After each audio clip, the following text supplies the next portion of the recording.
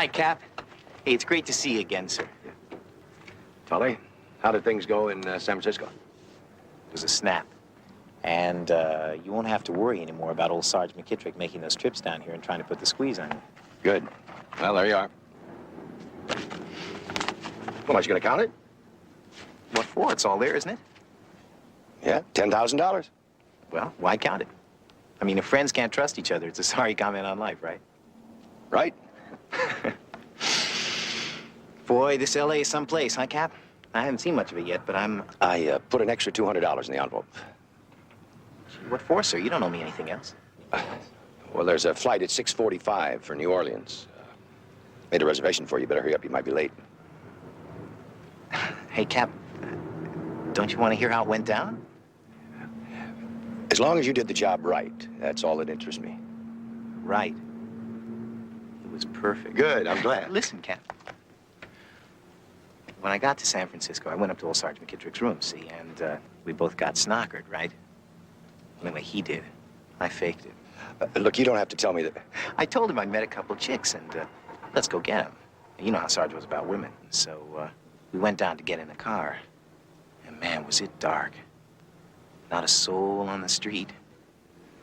That's when I let him have it.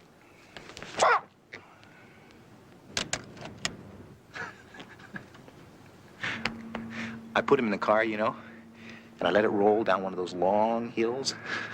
And man, it was hitting cars on both sides of the street. And then finally, right through the side of a closed corset shop. Captain, I wish you could have seen it. I'll bet you the whole 10,000, his brain was mush.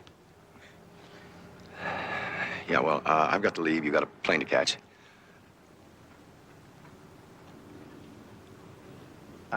Captain, I don't want you to turn around, but there's a fellow over there taking photographs of us. Taking pictures? Yes, sir. Where? Just behind you. You're sure? Yes, sir. Why don't we, stroll over here by this, stack of lumber? And, when we get to the edge, you just keep on talking. Like this? Am I right here? Just keep talking. He can't see me now. Well, then, whatever.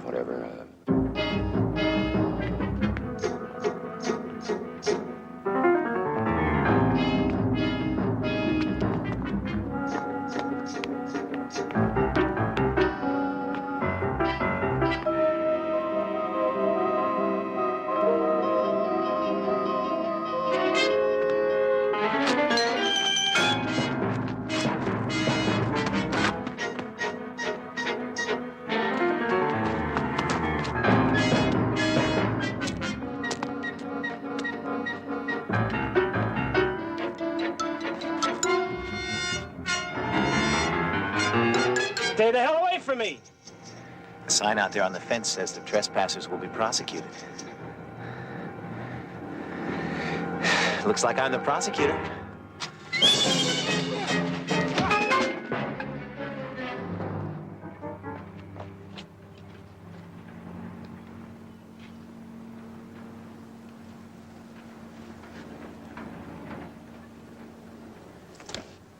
Oh, my God, Tully, you didn't have to kill him. Sure I did, Captain. Tried to hit me, didn't he? What about the cops? They'll find him.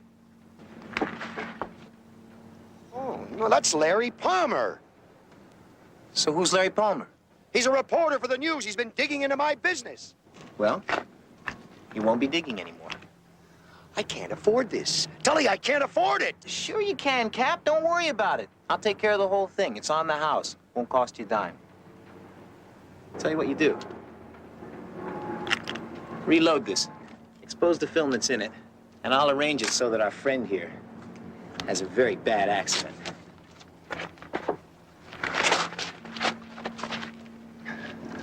Take pictures. What kind of shots? Anything.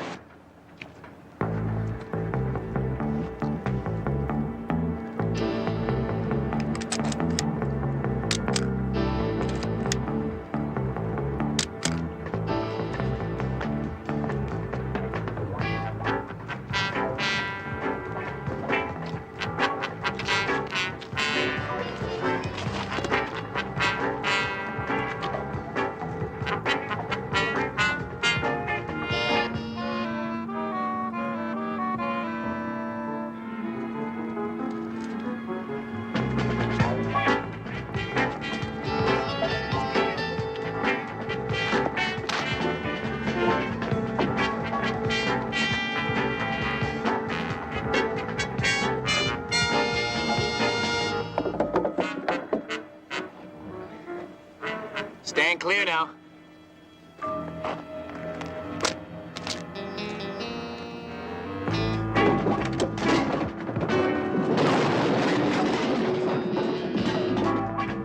See, Cap?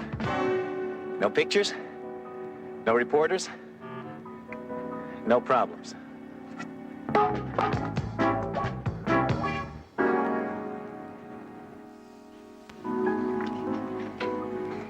Larry just wouldn't take pictures like those, Mr. Jones. Well, these are the type of photos that Larry took.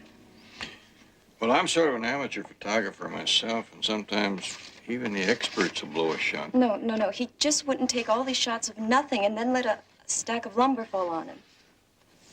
What was he doing down at the harbor? Well, that's what I'd like to know. The police figured that he was down there to do some art studies. Did they develop these? Uh-huh. I came over this morning to pick up his things. He didn't have any family. And the police brought this by. Gee, it's a nice camera. A lot of lens in there. I don't know what you mean. Well, this is for long range. These were taken at close range. That's the reason they're out of focus. I wouldn't go squirrel hunting with an elephant rifle. Well, Larry wouldn't either. Oh, Larry had the best equipment. He used to joke that he had to buy it before we were married because he wouldn't be able to afford it after. Who? Hold on now. What's the story and who are they? I don't know. Larry wouldn't say much about it until he had all the facts together. Oh, he was really excited about it. And he said it could be dangerous. Well, now, wouldn't his editor know all about this? No, Larry was doing this on his own. A friend of his told him about a man who had been killed in an accident recently, up in San Francisco. Do you know the man's name? No. Larry went up there on his day off and took some pictures, that's all I know. Are the pictures here in his apartment? Larry left them at the paper's photo developer. That's all right. I can ask him about it. Then you'll look into this for me. Well, yes, Miss James, I'll do some checking around, but I can't promise to find anything. Sometimes when we lose someone who is very near and dear to us, we tend to build up things around them that turn into shadows. Whatever Larry was after was no shadow, Mr. Jones. Unless shadows can kill people.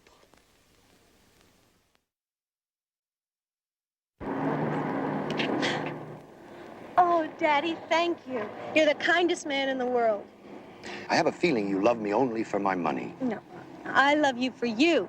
The patients at the hospital are going to love you for this $10,000. Well, it's money well spent. Besides, how could I resist the new secretary of the charity committee? Hey, is the office open? I have to make a phone call. Sure. You still fussing about that party tonight? No, it's all set. I've called the caterers, the florist, and my new dress is ready.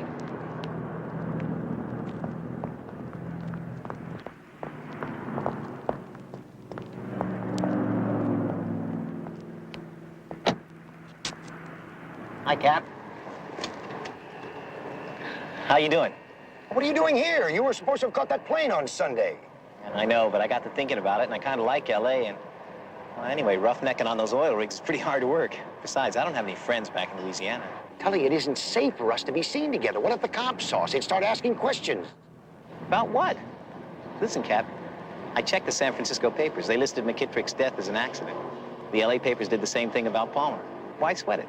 All right. What is it you want? Money? Is that it? More money? Money? Yeah. Is that what you want? No, sir, you've been good to me, and I appreciate it. I just came by to say hello. All right, you said it. Now take off. I rented an apartment a few blocks away. You want to come over and have a beer? You did what?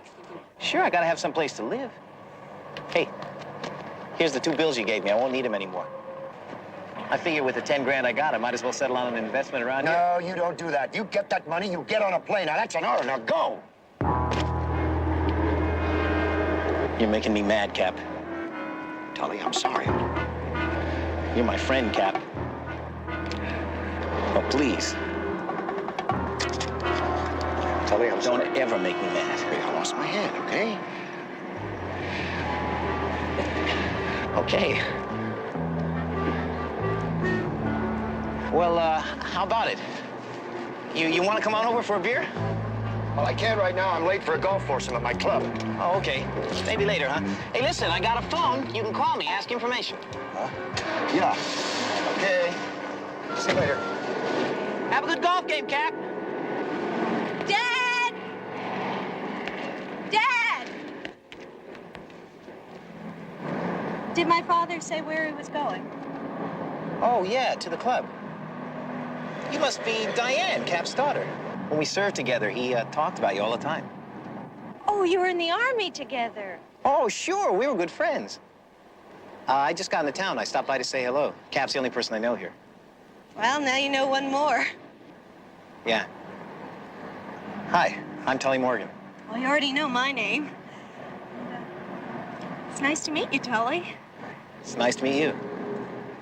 Where are you parked? Over there, the red one. Come on, I'll walk you over. Hey, listen, you know, your dad and I really were good friends. I'm not kidding you. Didn't he ever tell you about the time we were in Saigon and we went to a bazaar? Hey, the whole thing spread out in front of us. You know how it is. So we walked over. You know how the end of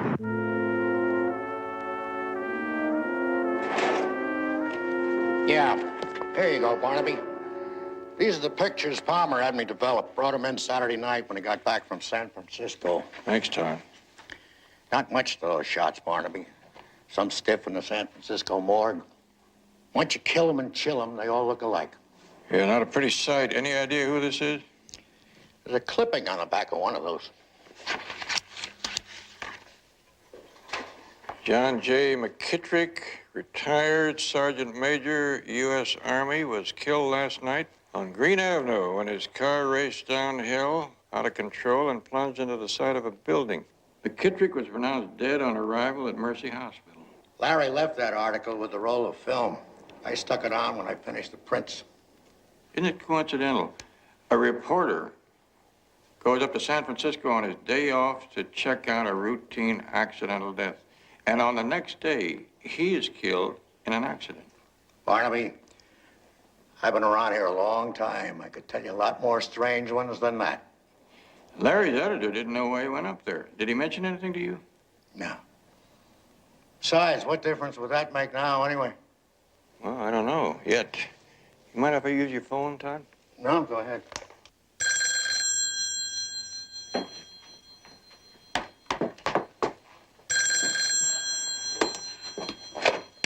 Barnaby Jones' office, may I help you? Betty, you haven't had a vacation for a long time. How'd you like one? Barnaby, what proof milk have you been drinking? I haven't had a drink all day. Now, Betty, you've been working very hard, and I know how much you like San Francisco. So why don't you go on up there and have yourself a wonderful time? Do you really mean it? Sure. And while you're up there, I want you to check out John J. McKittrick, retired Sergeant Major, United States Army. That's capital M-C, capital K-I-T-T. R-I-C-K, McKittrick. Okay, boy, I'm really going to enjoy my vacation, Barnaby. That's a good girl. You're welcome. McKittrick.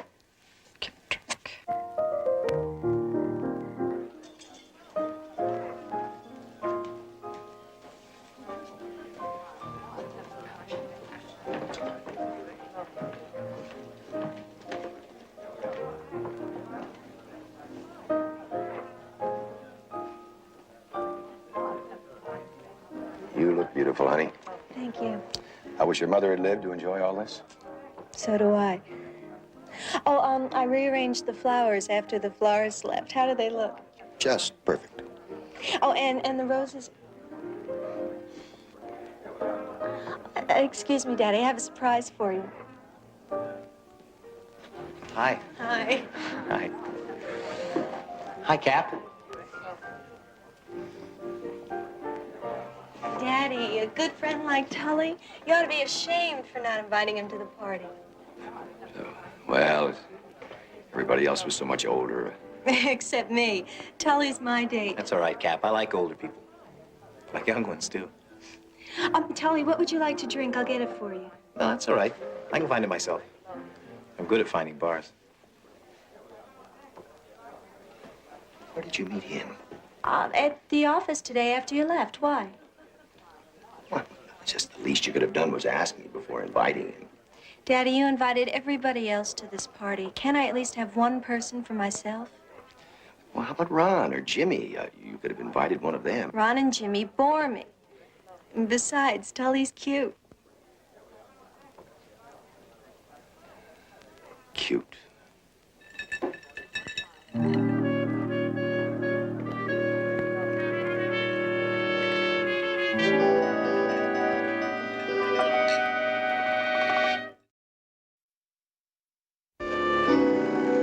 Just 1 second, Mr. Jones, and I'll have this finished.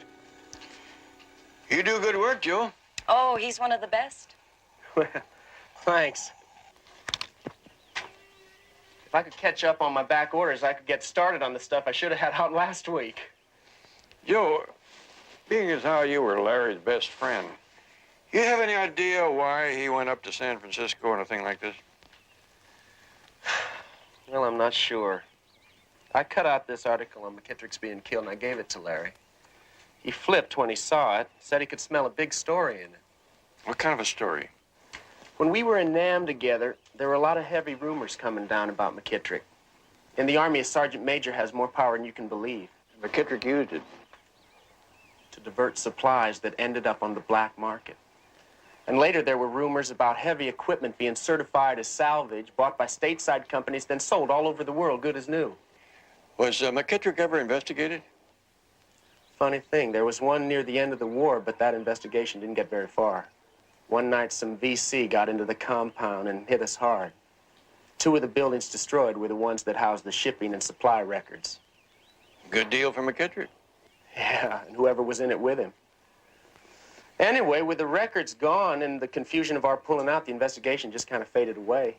So when Larry saw the article, he figured there was more to McKittrick's accident than an accident. I guess so.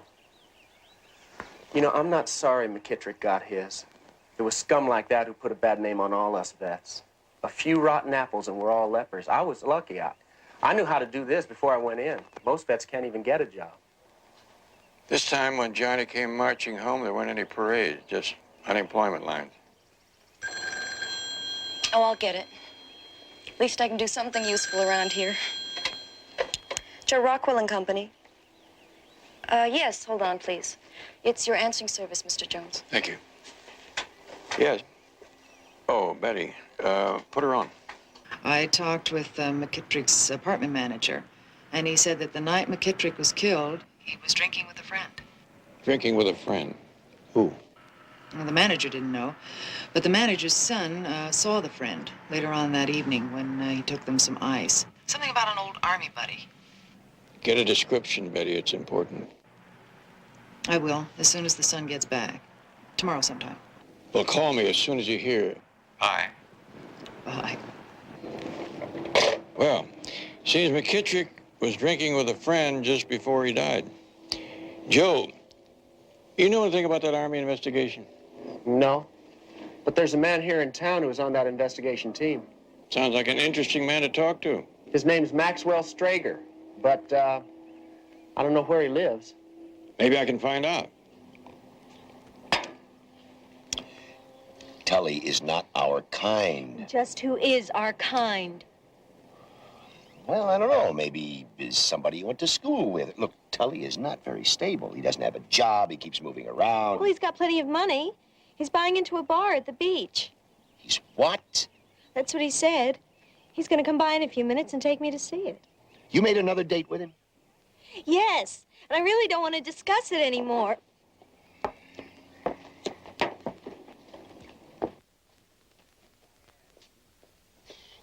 Diane, please. You are making a big mistake. Look, he is your friend. What do you have against him? Nothing. I just want the best for you and for your future. Daddy, I am not in love with Tully.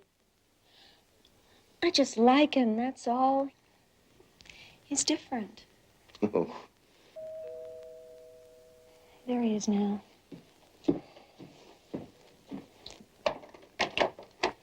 Hello. My name is Barnaby Jones. I wonder if I could speak with Mr. Strager. Oh, sure. Come on in. Dad? Dad, this is Mr. Jones. Oh, Mr. Jones of World Transit. No, Jones of Barnaby Jones, Private Investigations. I'm sorry. What can I do to help you? Well, Mr. Strager, I have been told that while you were in the Army, you were a member of a team which investigated a Sergeant Major McKittrick. McKittrick, sure. Well, there's very little to tell. We were checking him out in Nam about some missing supplies. But there's very little to it because our records were destroyed during a raid by the Viet Cong. Do you happen to recall any of his friends? Oh, I wouldn't know anything about that. I didn't know him that well. Why all the interest? McKittrick was killed last Friday night in San Francisco in an accident. A young reporter, Larry Palmer, went up there to investigate the accident, and he was killed here on Sunday in an accident. It was so coincidental that I thought there might be some connection. Hi. Oh, hi. Hi, Cap. You ready to go? Sure, yeah. I'll see you later, Dad, okay? It was nice meeting you, Mr. Jones. Gee, I was going to ask your dad to come along, but I could see he was tied up in business, you know. Oh, that wasn't business. That was a private detective. Oh? What'd he want? Something about a sergeant major who was killed in an accident in San Francisco recently. Oh, and a reporter who was killed, too.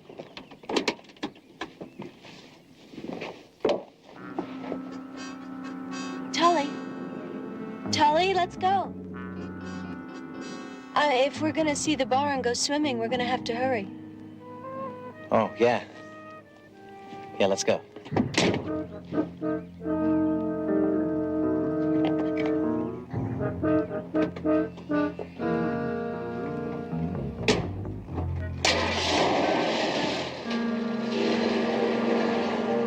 And you say McKittrick was living in San Francisco?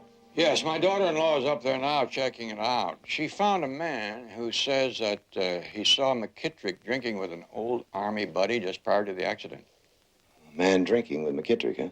I'm expecting a phone call from her with a description. When I get that, I can hook a few things together. McKittrick, Palmer, possible black market supplies, stuff like that. Well, that's very interesting. I want to wish you good luck.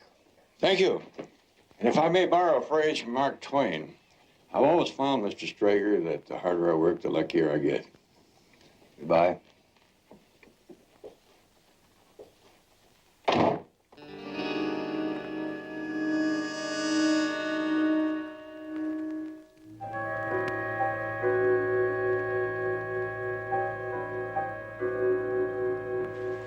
I'm going to try one more time. Jones is trying to get your description. You've got to get out of town. What for? I like it here. Oh, come on, Cap. I wish you'd seen that bar this afternoon. It's going to be a real moneymaker. I'm not getting through to you, am I? If Jones traces those perfect accidents to you, he's going to trace them to me. But if you leave now and change your name, nobody will know. I wish I could, Cap. I mean, you're my best friend. Okay. You know it's true. How many friends do you have that would kill 3 guys for you? 2 guys. 3. You're forgetting about the Corporal Adams in Nam. The one who found out about the heavy equipment deals you and Sergeant McKittrick were scamming? Hi. Tell you what I'll do. I'll find this Jones guy and I'll take him out. How's that? What will you do about his daughter-in-law? Take her out, too? Huh? If she's a problem, I'll snuff her, too. Don't worry. Oh, that's all. That's all. Oh, you are. Now, you just get going or I'll kill you, I promise. Don't, Cap. Please don't. For the last time, get going. Now, I never want to see you again. You got it? I got it. But I'll tell you what I will do. I'll just drop by the house and say goodbye to Diane. How's that? You go near her, I'll blow your brains out.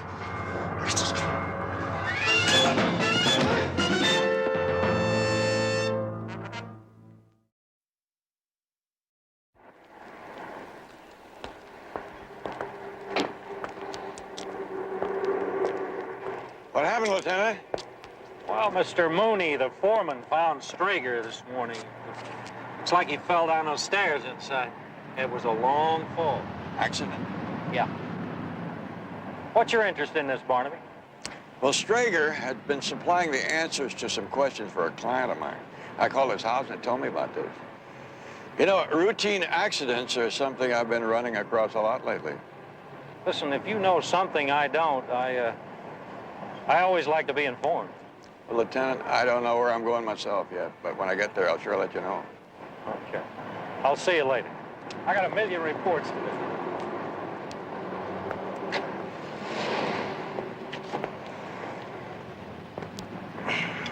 Mr. Mooney?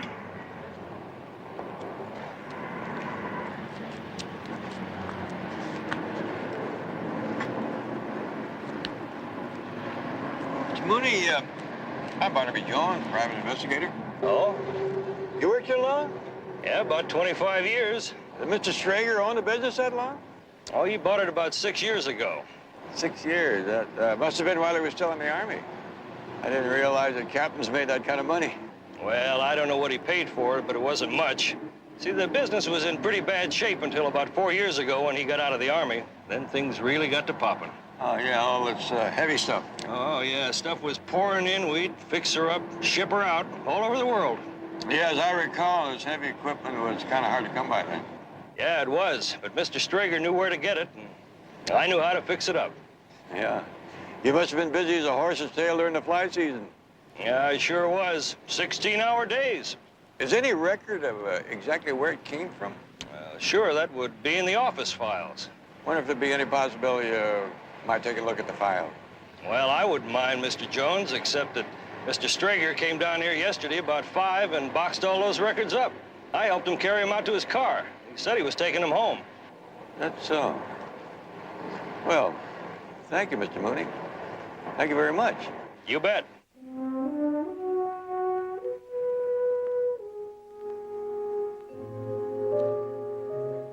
I can't understand it, Tully. I just can't understand it. Why?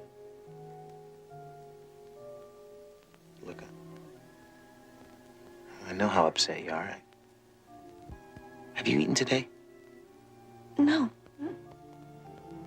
I'll tell you what. I can cook a little. I'll go into the kitchen and fix some eggs. Tomorrow when the maid comes, she can take it from there, okay?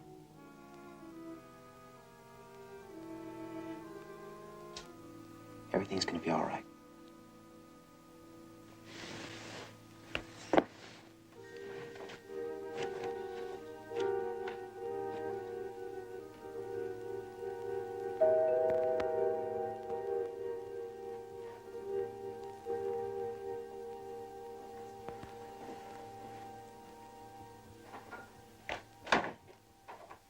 Miss Strager, may I come in? Sure. Come on in. I'm sorry about your father, and I hate to bother you at a time like this, but something important just came up. I'd like your permission to look at the company files your father brought home yesterday. Mr. Jones, I don't know what you're talking about.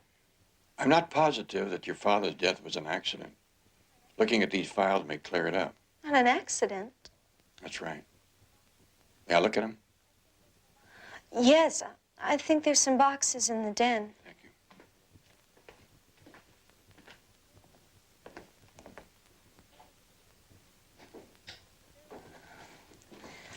They're over there.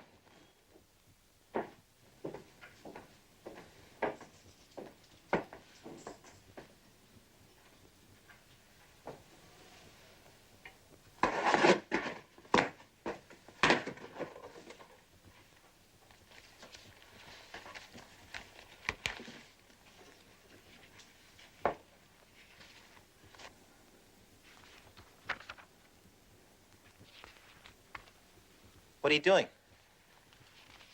Oh, Mr. Jones, this is Tully Morgan. How do you do?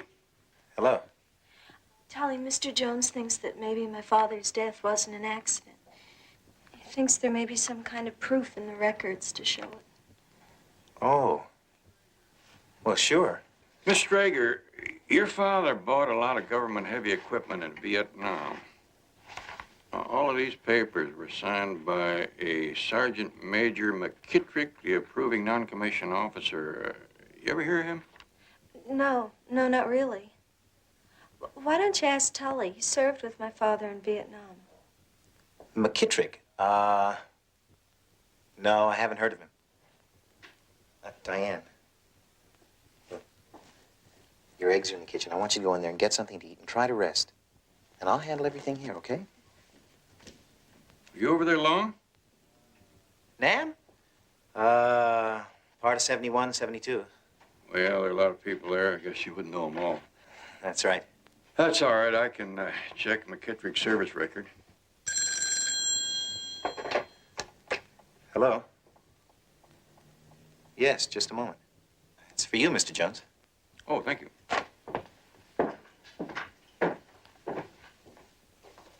Yes. Oh, Betty. Barnaby, I have that information for you. Good. Well, what is it? He's about 6'2", light brown hair, strongly built, about 27, 28 years old, friendly smile. What color eyes? He didn't know. Well, that's fine, Betty. Why did you go out and buy yourself another dress? On me. Thanks. I'll see you later this afternoon. That daughter-in-law of mine loves to travel. She never misses a chance to go up to San Francisco. That's nice. Look, Mr. Jones, this has been awful tough on Diane. I think maybe I'd better go see about her. Sure. You ever get up there? San Francisco? Not for a couple of years. I don't like the fog. Some days things up there are clear as a bell on Sunday. Maybe so. Well, is there anything else I can do for you? No, this'll hold me for a while. Tell Miss Strager that I'll get these papers back to her in a couple of days. Sure thing.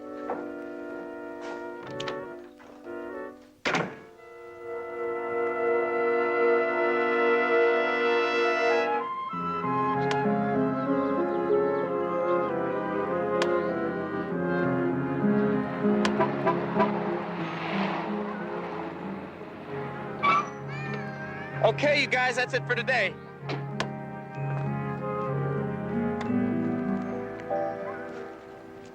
Hi, Mr. Jones. Joe, I thought you told me you had a lot of work to do. You don't call this work? Those guys run me ragged. Yeah, I can see what you mean. Joe, when you were in Vietnam, did you ever meet a fellow named Morgan? Tully Morgan? Yeah.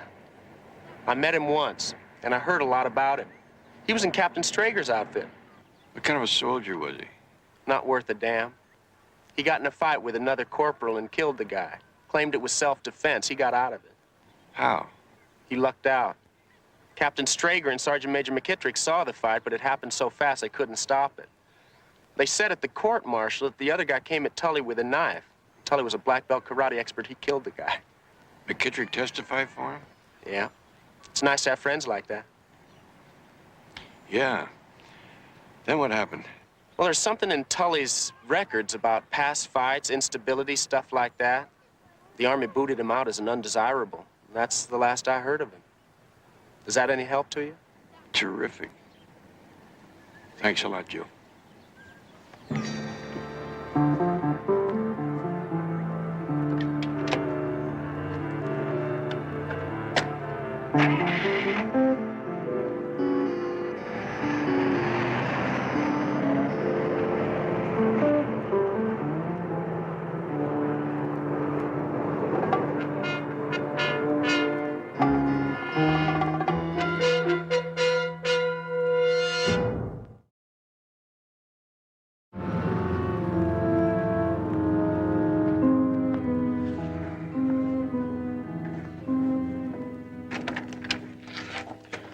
Are those autopsy reports any help, Barnaby? A lot more than I thought, Lieutenant. Look at this. It's very interesting. Both Strager and Palmer had identical skull fractures. Lateral, no more than a half-inch apart. Kind of like, Karate? maybe. Maybe not. His autopsy shows several other fatal injuries. Yeah, but those other injuries could have occurred after the skull fracture. And the autopsy wouldn't indicate it. There's no proof of anything like that, Barnaby. Well, let's do a little supposing. Two guys in Vietnam are ripping off the government.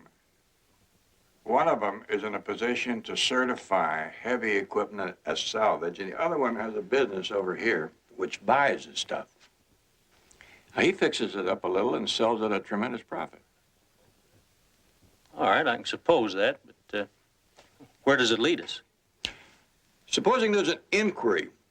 It starts over there, and they're going to investigate, let's call him McKittrick. One of the investigators is Captain Strager, who owns the business over here. And he could scuttle an investigation if he worked at it. Now, supposing that somebody in the scheme messes up and he has to be taken out. Now, who better to handle that than an expert? Tully Morgan. Now, that's doing a lot of supposing, Barnaby. Joe Rockwell told me that Tully Morgan is a black belt expert. He was over there with Strager, McKittrick, Palmer, all at the same time, same place. He's the only one of the four still alive. And Betty's description of the man that was drinking with McKittrick just before he died fits Tully awful close. Yeah, but Betty's description would fit 10 guys I know. You get a copy of McKittrick's autopsy and see how many guys it fits. 10 or just 2, Strager and Palmer. All right, that's a good idea. One more thing. Tully killed a man with a karate blow in Vietnam. A friend of mine up in Fort Ord is going to get me a copy of that autopsy. When it comes in, I'll show it to you. Barnaby, if you're right about this Tully, you better stay away from him. Leave him to us. Lieutenant, that's one thing you can depend on.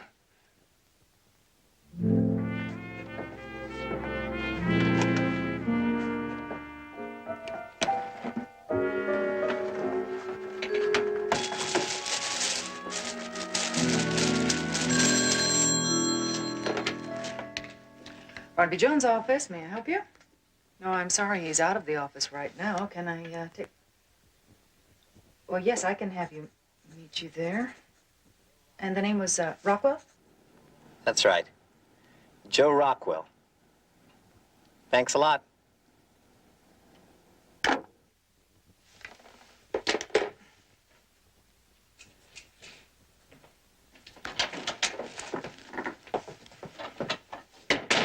What do you think? What do I think about what? My new dress. Oh, that's very nice. It's almost as pretty as you are. You always know just what to say, don't you? I only speak the truth. Nicole? Mm-hmm. I'm Joe Rockwell. Joe Rockwell wants me to meet him at the lumber yard? Wasn't that where Larry Palmer was killed? Maybe he has some new information. See you.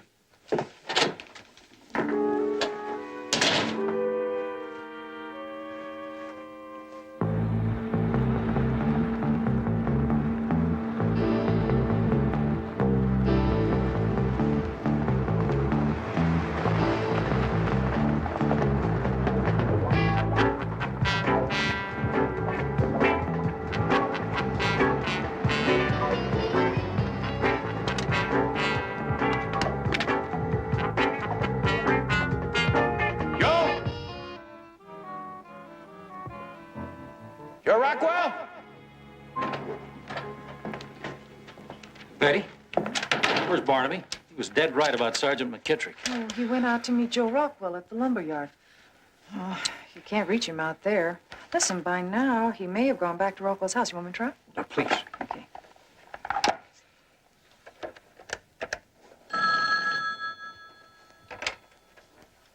Rockwell? This is Betty Jones, Mr. Rockwell. Did Barnaby come back there with you? Come back from where? Didn't you call a while back and ask Barnaby to meet you at the lumber yard? No, it wasn't me. Thank you, Mr. Rockwell. He didn't know anything about meeting Barnaby at the lumber yard. John, somebody set him up. Tully, here's your phone. Right here, Mr. Jones. I'll kill you before you ever touch that gun, Mr. Jones. Didn't expect to find me here, did you? I wasn't too surprised. A hit dog usually hollers first and then tried to bite back. Oh, I bite hard, Mr. Jones. Yeah, I know. I've seen you work. Oh, you're gonna get a chance to see some more of it pretty soon. Firsthand. The police know all about you. Aren't you afraid they'll track you down? After I'm through with you, I'm long gone Tully. They'll never find me. Don't get too far away, Mr. Jones. I know my own range. Yeah. Like those last 3 you killed. They didn't have a chance, did they? Sure they did. Well, Sarge McKittrick didn't have to try moving in on Cap's business. And that reporter, Palmer, he didn't have to come around here spying on us. And, as for Cap, well, he didn't have to take a chance trying to break up our friendship. It wasn't my fault. What about that corporal in Vietnam? Did he take a chance? He sure did. He found out about the deal Cap and the Sarge had. He was going to go to the Adjutant General. They asked me to stuff him, so I did. I think there's enough room between us now so that I'd have a chance of tagging you before you could tag me.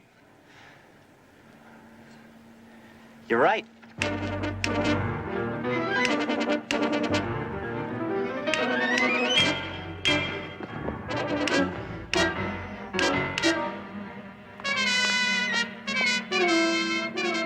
Come on out, Tully. The game's over.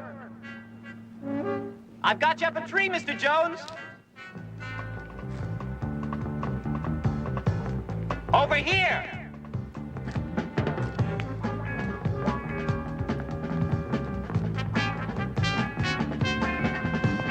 Come on out, Tully. Let's see how good you are when somebody's ready for you. Come and get me.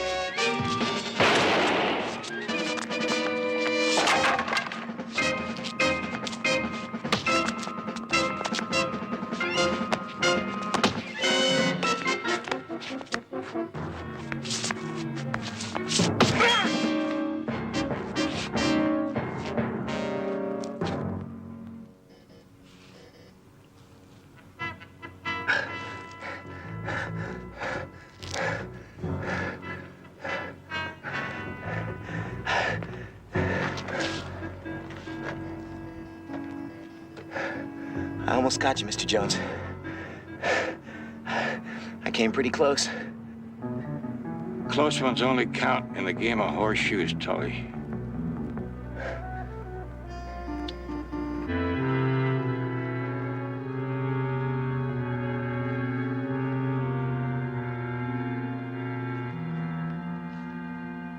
Oliver, not even a little smile for all your friends? Look at the nice presents. Aren't they pretty?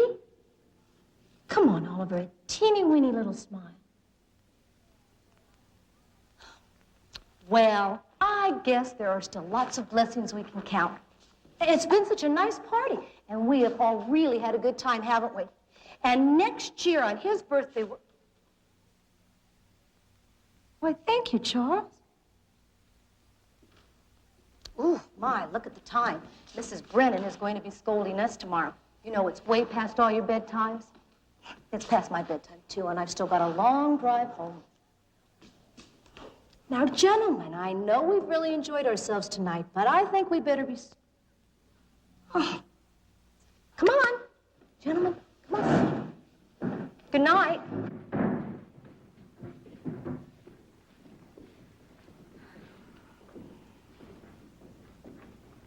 Good night, Oliver.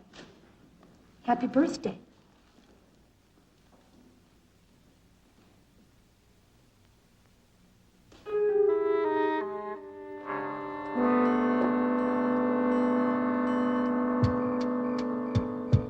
Good night, Dad. See you in the morning.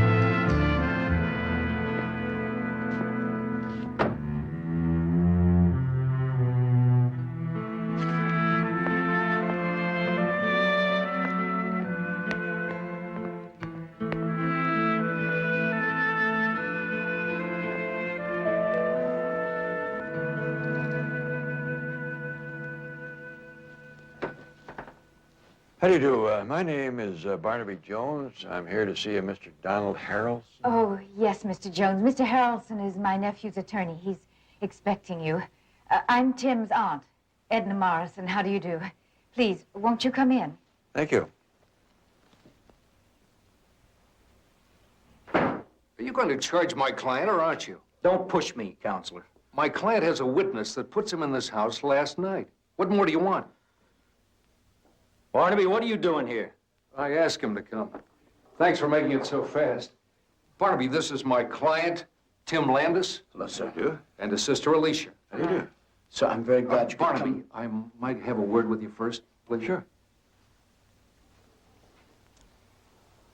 I'll join you if you don't mind. I'm just on my way out anyway. Don, just what is this all about? All I could get out of Betty had something to do with the girl who was killed last night. I thought the name Tim Landis would ring a bell with you. He was my client 2 years ago in a murder trial, accused of killing a young woman. Declared innocent by reason of insanity? Yeah, I think the papers referred to him as the orchid killer. The young woman that was killed last night, they found an orchid next to her body, too. She was a nurse at the state hospital where Tim had been confined up until his release 2 weeks ago. We kept that little detail of the orchid out of the papers this time. Thought we ought to keep the press out of this for a while. Counselor, you see that your client doesn't make any quick trips out of town. Lieutenant, his sister told you she was with him from 8 o'clock until after midnight. You're so sure of that. What's he doing here? I'll see you later, Barnaby. Lieutenant? Don, I think Lieutenant Biddle just raised a pertinent question. What am I doing here? Mr. Jones, I told Mr. Harrelson to call you. Dodd said he wanted to speak to you first. I guess to avoid any embarrassment in case you wanted to turn around and walk out that door because you know who I am. I realize I'm not the most desirable of clients, but I'd like you to help me, Mr. Jones. Well, it depends on what you have in mind. Look, I'm due at a probate sale in 20 minutes. Go ahead, Don. I think I can tell Mr. Jones everything he needs to know. All right. If either of you need me for anything, I can be reached through my exchange. Thank you very much. Mr. Jones, last night... Would you like a cup of coffee, Mr. Jones? Well, no, thank you, but a glass of cold milk would do nicely. I brought some cookies to go with your milk, Mr. Jones. They are just plain scrumptious, ma'am. Henry, be careful of that cart, dear. It has a loose wheel. I know, dear. I know. Mr. Jones, this is my uncle, Henry Morrison. Pleasure, sir. Mr. Morrison? You come highly recommended by Mr. Harrelson. And in this house, that means a great deal. Well, is there anything else I can get for anyone? Perhaps we should just leave them alone to talk now, dear. Oh, very well.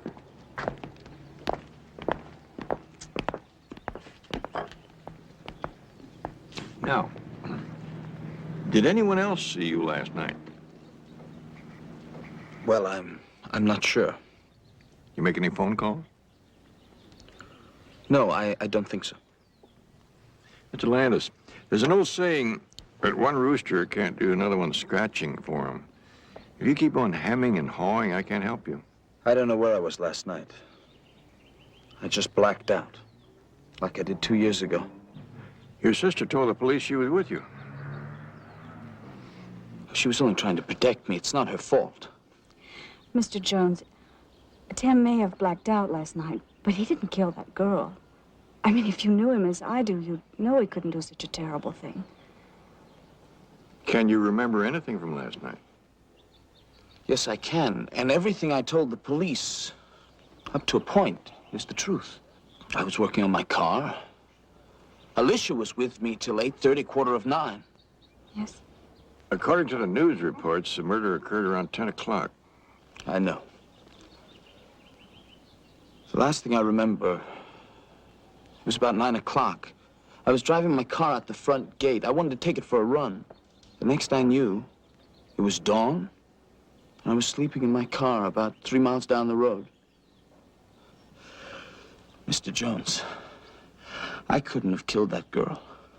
I don't think I could kill anyone. Well, I'm not sure I can go along with lying to the police. Don't you see? If I told them what I just told you, there'd be no questions, no more investigation. They'd throw me back in that hospital, Probably for the rest of my life. For me, I have to know for sure whether I did it or if I didn't. What if my investigation proved you did? What then? Then you'll have no problem with me. I'll go quietly with you to the police. Well, son, under those ground rules, I think we can get down to work.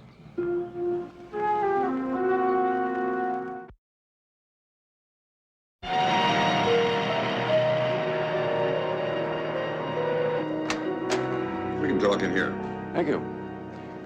Doctor, Tim tells me that in spite of a series of exhaustive tests, you were never able to determine exactly what caused his blackouts, either physically or emotionally.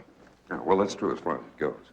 You have to remember that much of Tim's life has been like one long emotional ping-pong match. First of all, his mother dies, after which his father marries Alicia's mother, a woman that Tim actively hated. Then his father and his stepmother are both killed in a light airplane accident.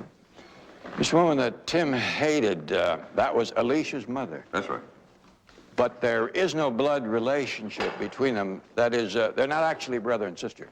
No, that didn't stop Alicia from being devoted to Tim the 2 years that he was here. Well, I don't think she missed one day for visiting. The point I was trying to make is that while we couldn't find any specific cause for Tim's problem, there is certainly fertile ground for trouble. I'm not challenging you, Doctor. Well, when something like this happens, people always blame the doctor. They think of us as gods, and we're certainly not that. We probed Tim Landis's subconscious. We used sodium pentothal. We used hypnosis. We used psychotherapy. We couldn't find any deep-seated hostility or even a penchant for violence. So after a time, we recommended for release. You're beginning to sound as though you're almost ready to change your diagnosis. Are the police sure that Tim was involved in that murder last night? Right now, he's the #1 suspect. I'm curious, Doctor. That murder 2 years ago, was Tim ever able to recall it? No, never. Curiouser and curiouser. Hey, old buddy. Thought you'd been had. What do you mean? Well, drove by your house this morning. There were cops all over the place. Yeah, well, they made a mistake. They thought I was someplace else last night when, in fact, I was at home. When I explained that to them, they turned a whiter shade of pale, apologized profusely, and exited with their tail between their legs. Why would they care where you were? A nurse was killed at the hospital last night. I knew her. Oh, anyway, I brought that manifold I told you about. Here it is, pal. Look, you don't have to give me that. You know you could pick up a lot of bucks for it. Go on, take it. I want you to have it, if you'd like to. Like I said, you don't have to. I mean, what are friends for? I'm cool. They won't get anything from me. Blood brothers, right? Are we speaking on the same subject? All I'm doing is giving you a manifold. You sure must have done some fast talking to get those cops to buy that story about you being home last night. What do you mean? I mean, you were at my place last night, don't you remember? I was at your place? Yeah, and you were talking about some chick, that nurse. No, that couldn't be. Hey, come on, you're putting me on, Tim, you remember? What time did I leave? 9:30?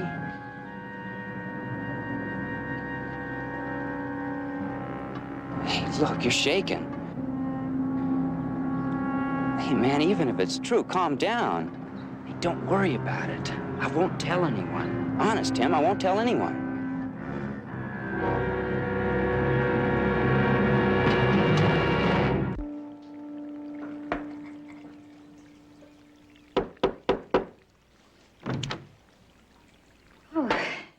Mr. Jones.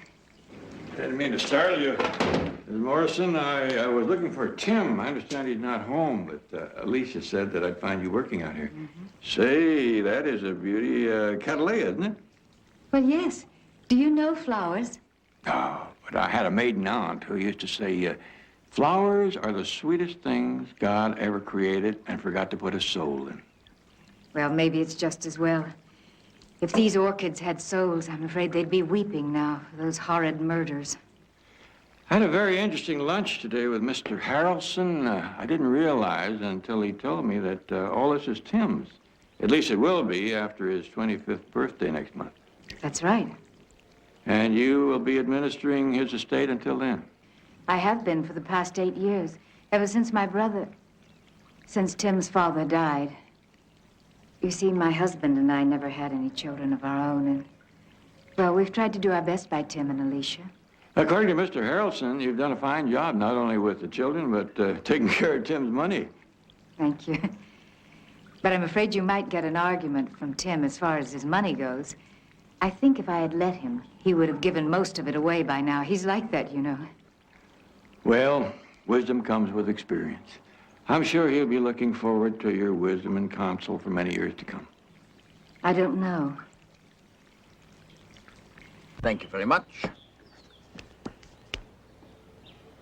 Well, sport. Hi. Hi. I'm very glad that Alicia invited you over to swim. So that's what you told him.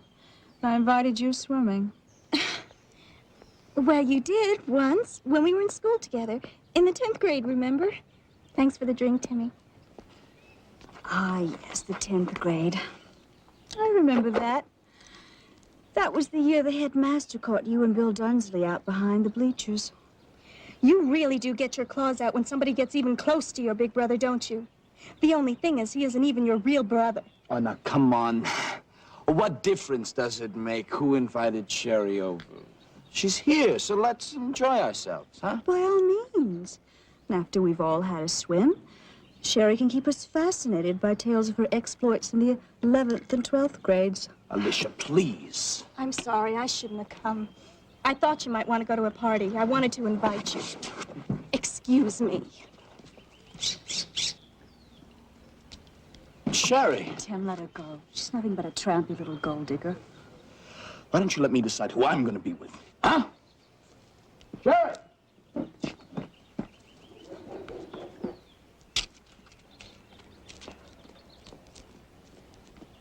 That Sherry is not quite as tough a fighter as some of Tim's other girlfriends are.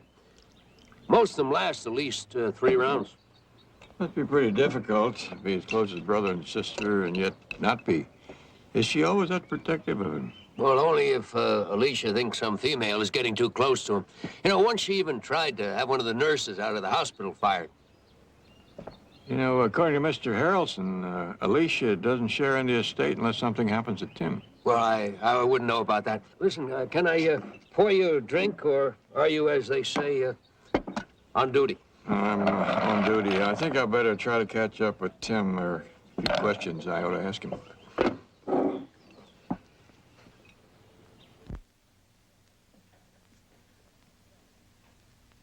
Mr. Jones,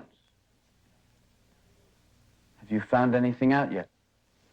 Well, Tim, a lot of times a detective is like an old hunting dog. He has to go by his instincts.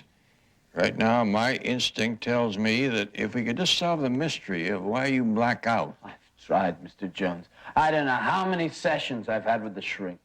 Yes, I talked with Dr. Reston. He told me that 2 years ago, when you had your blackout, several weeks before that, you had a series of spells which made you dizzy and disoriented. Yes, sir, I did. The first dizzy spells occurred about 3 weeks before the first blackout. They would last anywhere from a couple of hours to one that lasted almost 2 days. Did you have any spells before last night? No, sir, not one. That girl that was killed 2 years ago, she was a former girlfriend of yours, wasn't she? Please, Mr. Jones. I don't want to go through that again. It's all in Dr. Reston's files. Well, son, I wouldn't be asking if it weren't important. Alicia and I were having a party. There must have been 200 people here. It was around midnight. I was somewhat smashed when Jeanette called me. I was also surprised to hear from her. We had broken up 2 months before that. But you still agreed to meet her. She sounded frightened. She said she had to see me. She said it was a matter of life and death. Did anyone else at the party know you got that call? Just about everyone, I guess. Aunt Edna answered the phone. They must have searched through the whole house before they found me in the pool. I was somewhat drunk. But last night before the blackout, you spent some time in here. Yes, sir, I did. Do any drinking? The only thing I had to drink last night was a quart of buttermilk. Don't you think you've had enough already? I suppose you would. But then I guess that kind of thing is measured by some sort of standard, isn't it?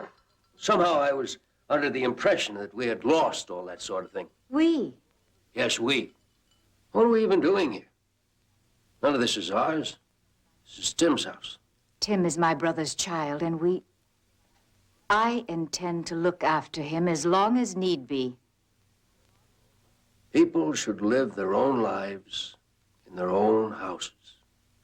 That's what I think.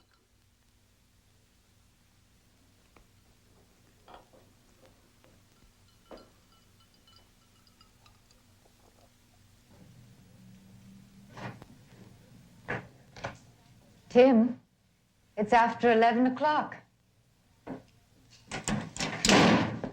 Yes, well, thank you. I'll be in after a while. Oh, it's chilly out here. You ought to have a jacket.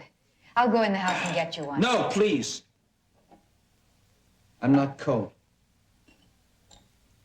Something wrong, dear? Nothing's wrong. Tim, do you have to drink so much? What's the matter? You afraid I'll be like Uncle Henry? I happen to like Uncle Henry.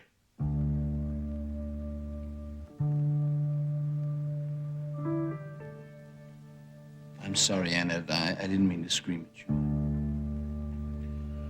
I just want to be left alone. Very well.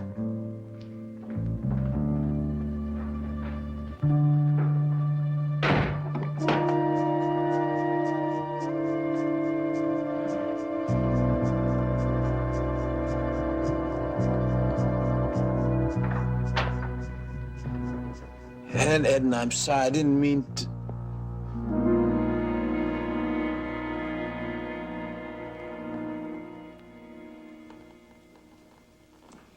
Tim, I waited and waited for you at the party and you never showed up. Why not? You promised you'd try. I'm sorry, Sherry. I got involved with tuning up my car. It's still not running right, though. Well, if you want something to run right, you have to take it out and test it sometimes. Yes, well, I'm kind of tired. You don't look tired to me, Tim. Come on, let's go out and have our own party, just the two of us. All right, get it.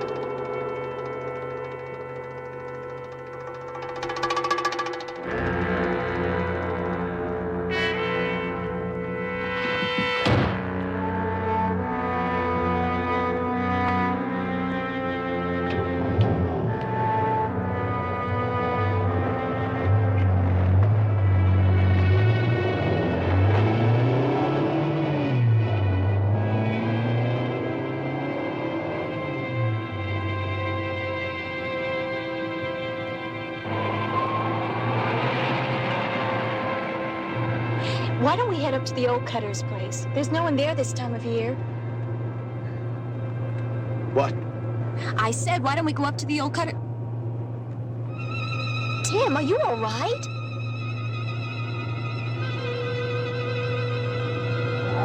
Tim, what's wrong? Tim, please stop the car! Stop the car!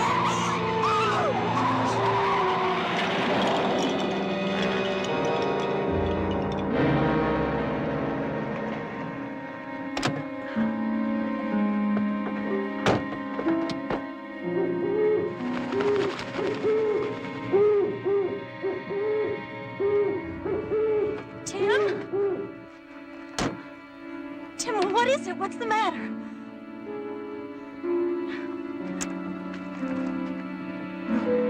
Please, no. Don't hurt me, please. Don't hurt me, please. Stay away. No.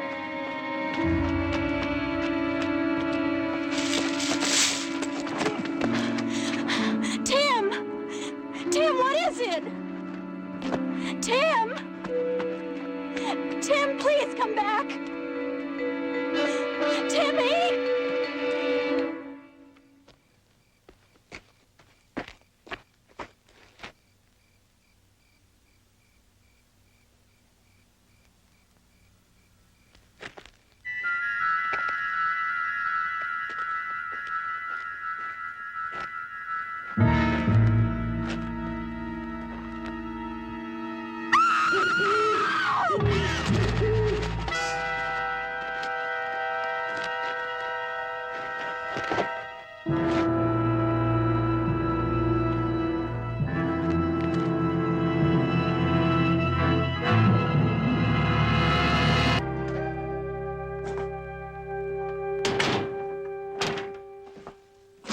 He's inside. The cleaning crew found him right outside the door and called me. I'll get him some coffee.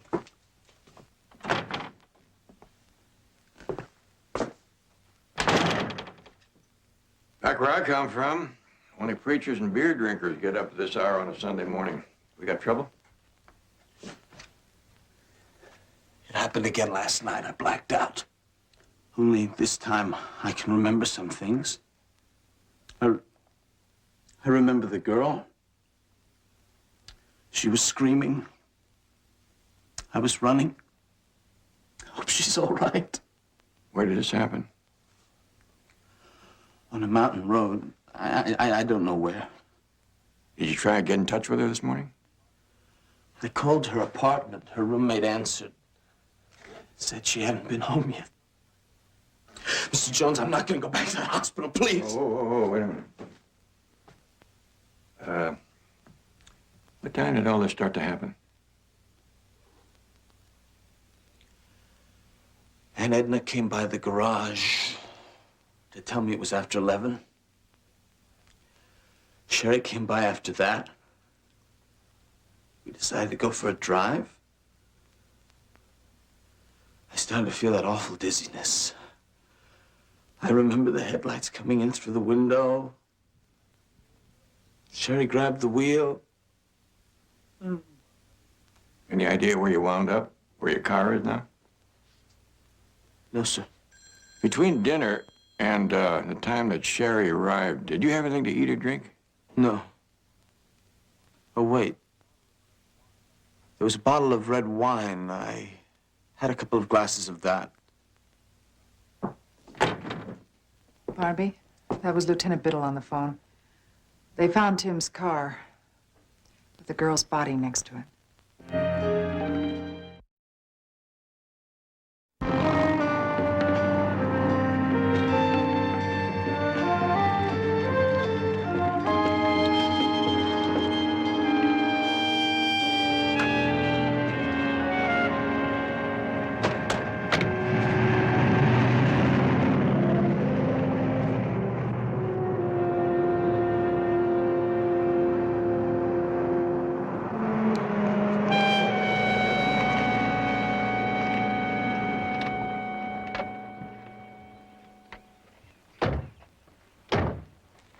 When they finish photographing, I don't want anything touched until the fingerprint boys are here. I don't want our little Romeo slipping through our fingers again. Let it be known, Lieutenant, that my client is giving himself up voluntarily. Yeah. And if he'd done that yesterday, that pretty little girl might still be alive. Hate to say this, Barnaby, but this time I think you picked a wrong number. Sergeant, cuff him. Read him his rights. Don't, please. I'll go freely, please. Don't, please. Don't make trouble. Just turn around, put your hands behind you. No! Don't be a fool! Don't shoot! Hold your fire.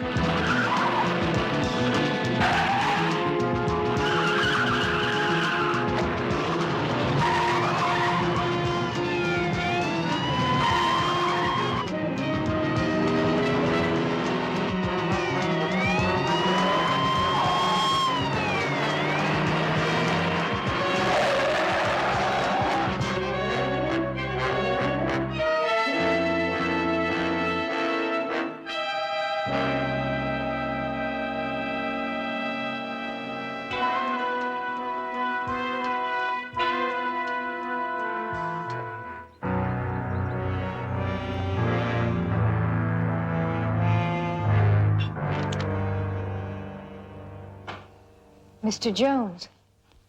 Oh, good morning, Miss Morrison. This is my daughter-in-law, Betty Jones. Hello. Mr. Jones, the police were here earlier. They said that Tim might be involved in the murder of another girl. Yes, we've seen the police. But what are you doing here? Tim hasn't come home yet. Yes, I know. I was looking for a bottle of red wine and a glass that he drank out of last night. I'm afraid I cleaned up in here this morning. I took the bottle and the glass into the kitchen.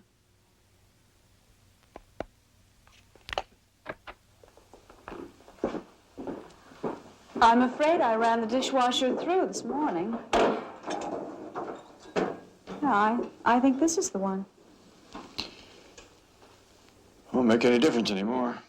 I'm sorry if I spoil something. Where'd you put the bottle of wine?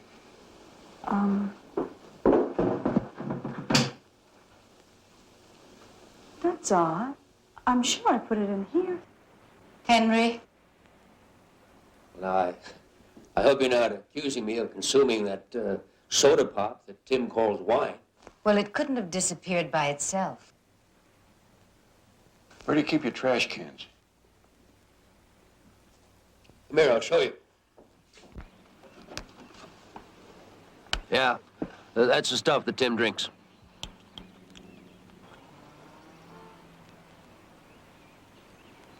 Clean as a whistle. Clean? Now, who would go to all the trouble to wash out a wine bottle? All except the cap. I'd like to take this down to my office and run a few tests. You mind? Thank you.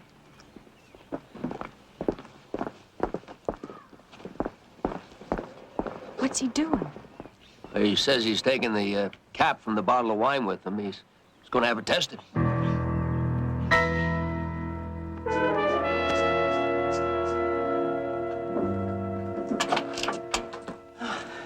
Oh, the chloroform. I knew I'd ordered it. Thanks. This'll start us out. What are we looking for? It's called a thin layer test. If there are any foreign particles in the wine, this ammonia will bring it out. You think something was added to Tim's wine? Well, that would explain why they couldn't figure out what was causing his blackouts out of the hospital. Well, it makes sense. Something could have been added to his buttermilk the other night and to his drinks 2 years ago. And there it is. Any guesses? Well, if I'm right, it's a hallucinogenic. Probably LSD, that's the easiest to get. LSD. Well, that would fit Tim's symptoms, the periods of disorientation and the blackouts. Now, all we have to do is wait for this to dry, and we'll have our sample. Then, with a microscope, we compare it with one of these, and if it matches, we're in business. Are these hallucinogenics? Yeah, they were loaned to me by a friend of mine in the police lab. He said we could have them as long as we wanted them, provided that no wild parties break out up here.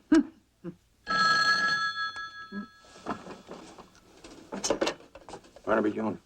I'm a friend of Tim Landis's. He says he has to talk to you, and that he'll wait at the corner of Stratman and 3rd. Who are you? Hello? Hello? I gotta talk to Tim. Tim?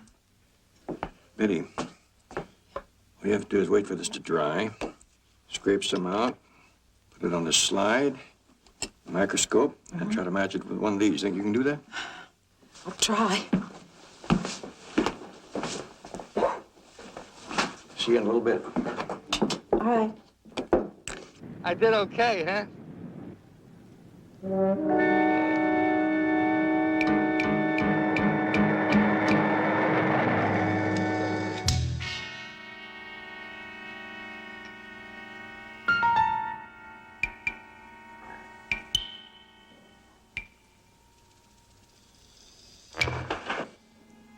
Barnaby?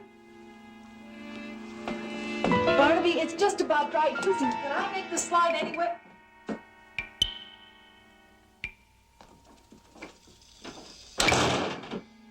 Barnaby?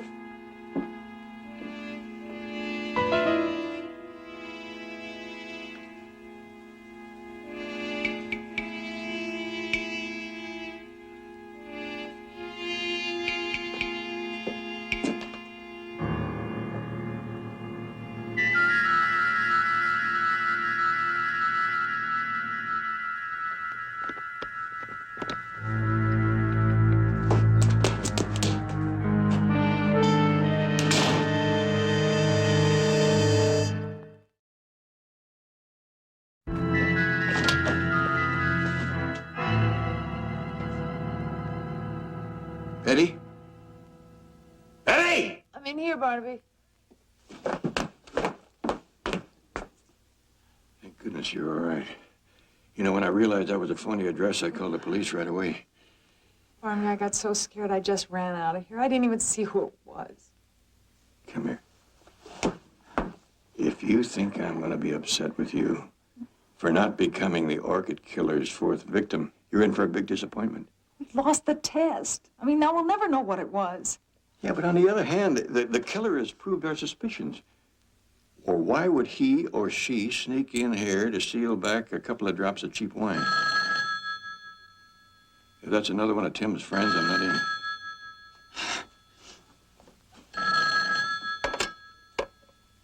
Barnaby Jones' office. May I help you? Hello, Betty. It's Tim. Can I speak to Mr. Jones, please? Yes. It's Tim. Really. Tim? Mr. Jones, I wanted to call you to tell you I'm sorry for running out on you and for letting you down the way I did. Listen, Tim, I've got something important to tell you. Now listen very carefully. Mr. Jones, I can't turn myself in. I can't go back to that hospital. I don't care what happens. Tim, listen to me. Listen, you are not the orchid killer, you understand? You are not a killer. All those blackouts and dizzy spells, those murders, they were all part of a big plan to set you up as a patsy. How? Why?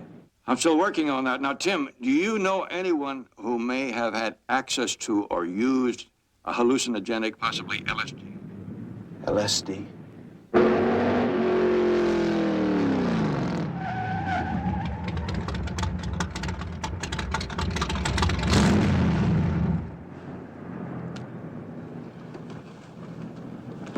You that private detective?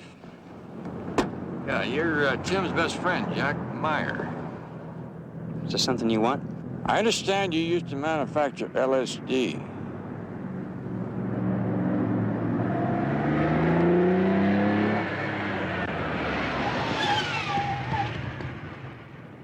Tim, I told you to go to the police. I'm sorry, Mr. Jones. I couldn't miss this one.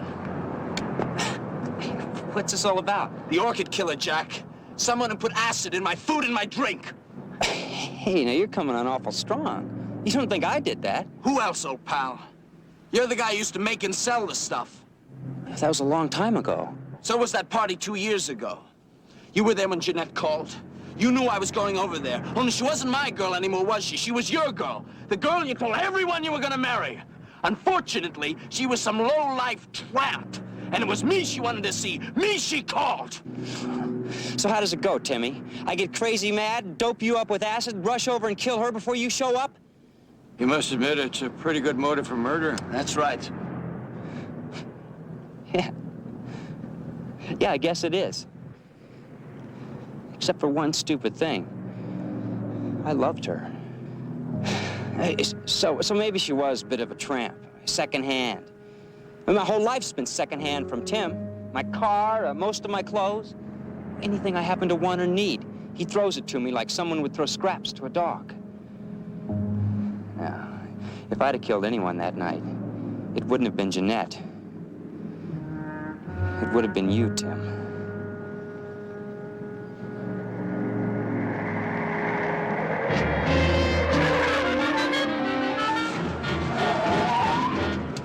Hold it, right there. You told them I'd be here, didn't you? Only in the event you didn't turn yourself in. Go with them, Tim. It'll be better for you. Don't have much choice, do I? Thanks, Barnaby. Anytime, Lieutenant. Only don't make any long-range plans for holding him. Goodbye, Jack.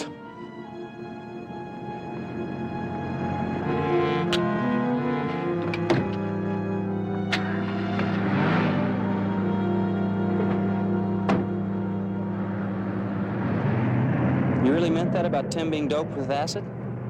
Yeah? Who? I was kind of hoping you'd tell me that. If it wasn't you... It wasn't. I may have a lot of hang-ups, but when it gets right down to it, Tim's still my best friend. What about that girl, Jeanette? Did she have access to acid? She wouldn't do that to Tim. She may have taken some, but that's all. Did you supply her with any LSD for a month or so before her death? I mean, maybe enough so she could deal? Yeah, I think I did give her some extra. She said she had a customer who was willing to pay 3 or 4 times the going rate. This customer, do you remember her saying anything about him? Name, description? Oh, my God, yes, I do.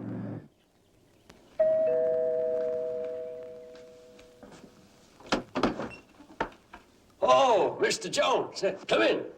Come in. Thank you. Can I fix you a drink, Mr. Jones, or are you still on duty? I'm afraid I'm still on duty. Oh, well, that's too bad. I'm afraid Edna and Alicia are down at the police station with Tim. You know, the police finally caught up with that poor boy. Yeah, so I heard, but I wanted to see you, Mr. Morrison. Is that right? I just had a talk with Jack Meyer. He told me the story of the girl, Jeanette. You remember Jeanette? That was the girl that Tim was supposed to have killed a couple of years ago? Oh, yes. I remember her indeed. You should have seen her in a bathing suit, Mr. Jones. Jeanette was selling LSD. No. That is disappointing. She had a customer that you wouldn't expect, an older man with an eye for the chicks and never without a drink in his hand. The customer was you, Mr. Morrison. How very clever of you, Mr. Jones. Please, may I have your gun?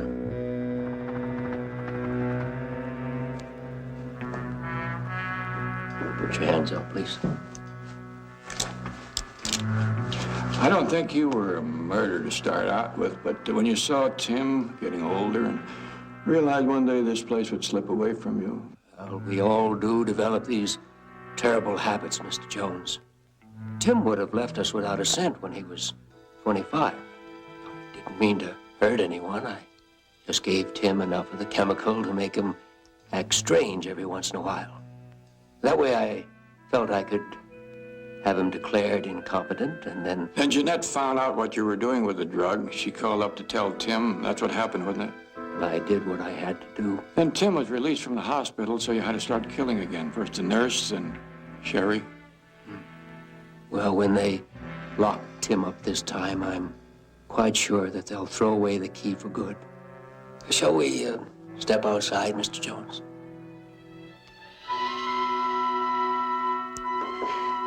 It's not going to do any good to kill me because I've already called the police. Oh, you're bluffing, Mr. Jones.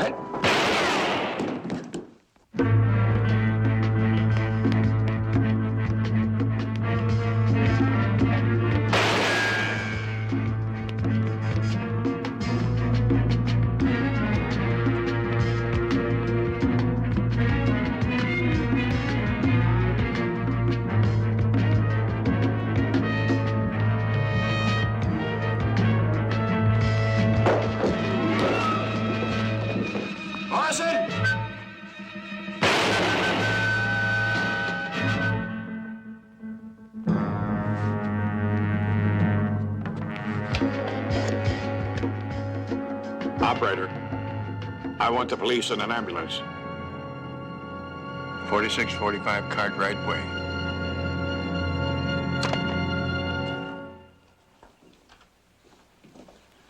We'd like to thank you, Mr. Jones, for everything you've done for us. I'm just sorry about Aunt Edna. After everything that's happened, she still loves that man. Too bad that Henry didn't find out a long time ago that that's worth more than money. Well, son, what are you going to do with your life now that you can live it without being afraid? I thought about going back to school. How does Dr. Tim Landis sound to you? That sounds great to me. I figure there's no sense living this life unless you can make some good of it. Looks like all those months you spent in the hospital weren't wasted. Good luck, Tim. Thank you. Bye. Thank you very much.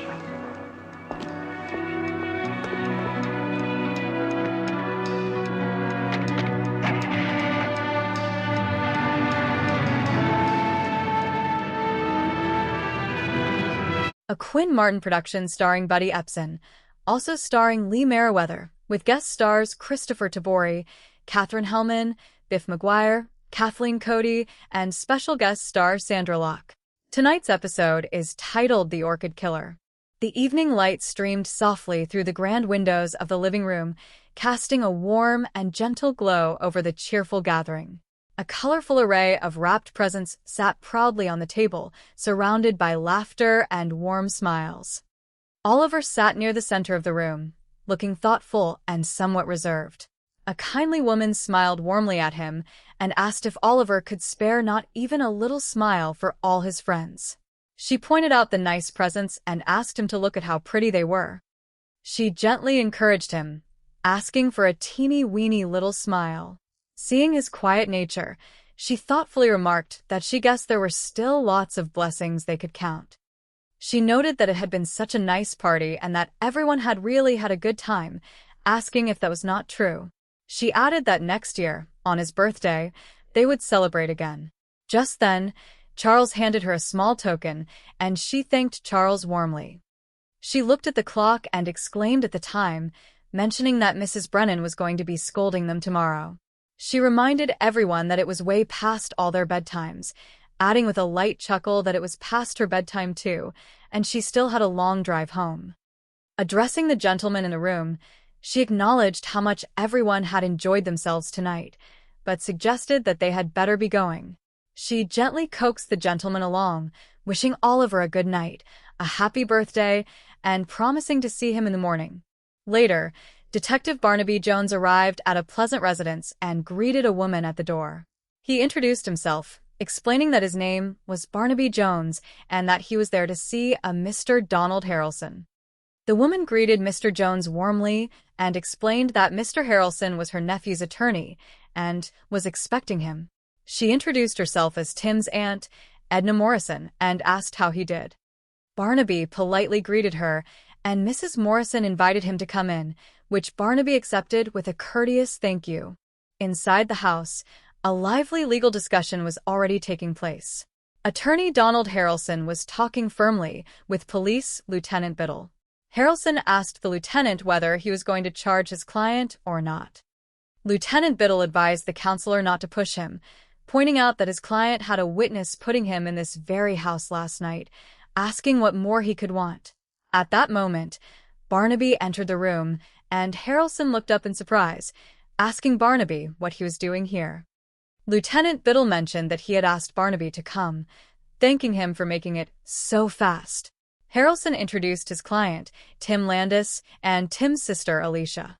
Barnaby greeted Tim warmly, and Alicia expressed how very glad she was that Barnaby could come. Lieutenant Biddle suggested having a quick word with Barnaby first, and Harrelson agreed to join them if they did not mind, remarking lightheartedly that he would stun his way out anyway. Biddle wondered aloud what all this was about, mentioning that all he could get out of Betty had something to do with the girl who was killed last night. Barnaby noted that he thought the name Tim Landis would ring a bell with Biddle. Biddle recalled that Tim was Barnaby's client 2 years ago in a murder trial, where he was accused of killing a young woman and asked if he had been declared innocent by reason of insanity.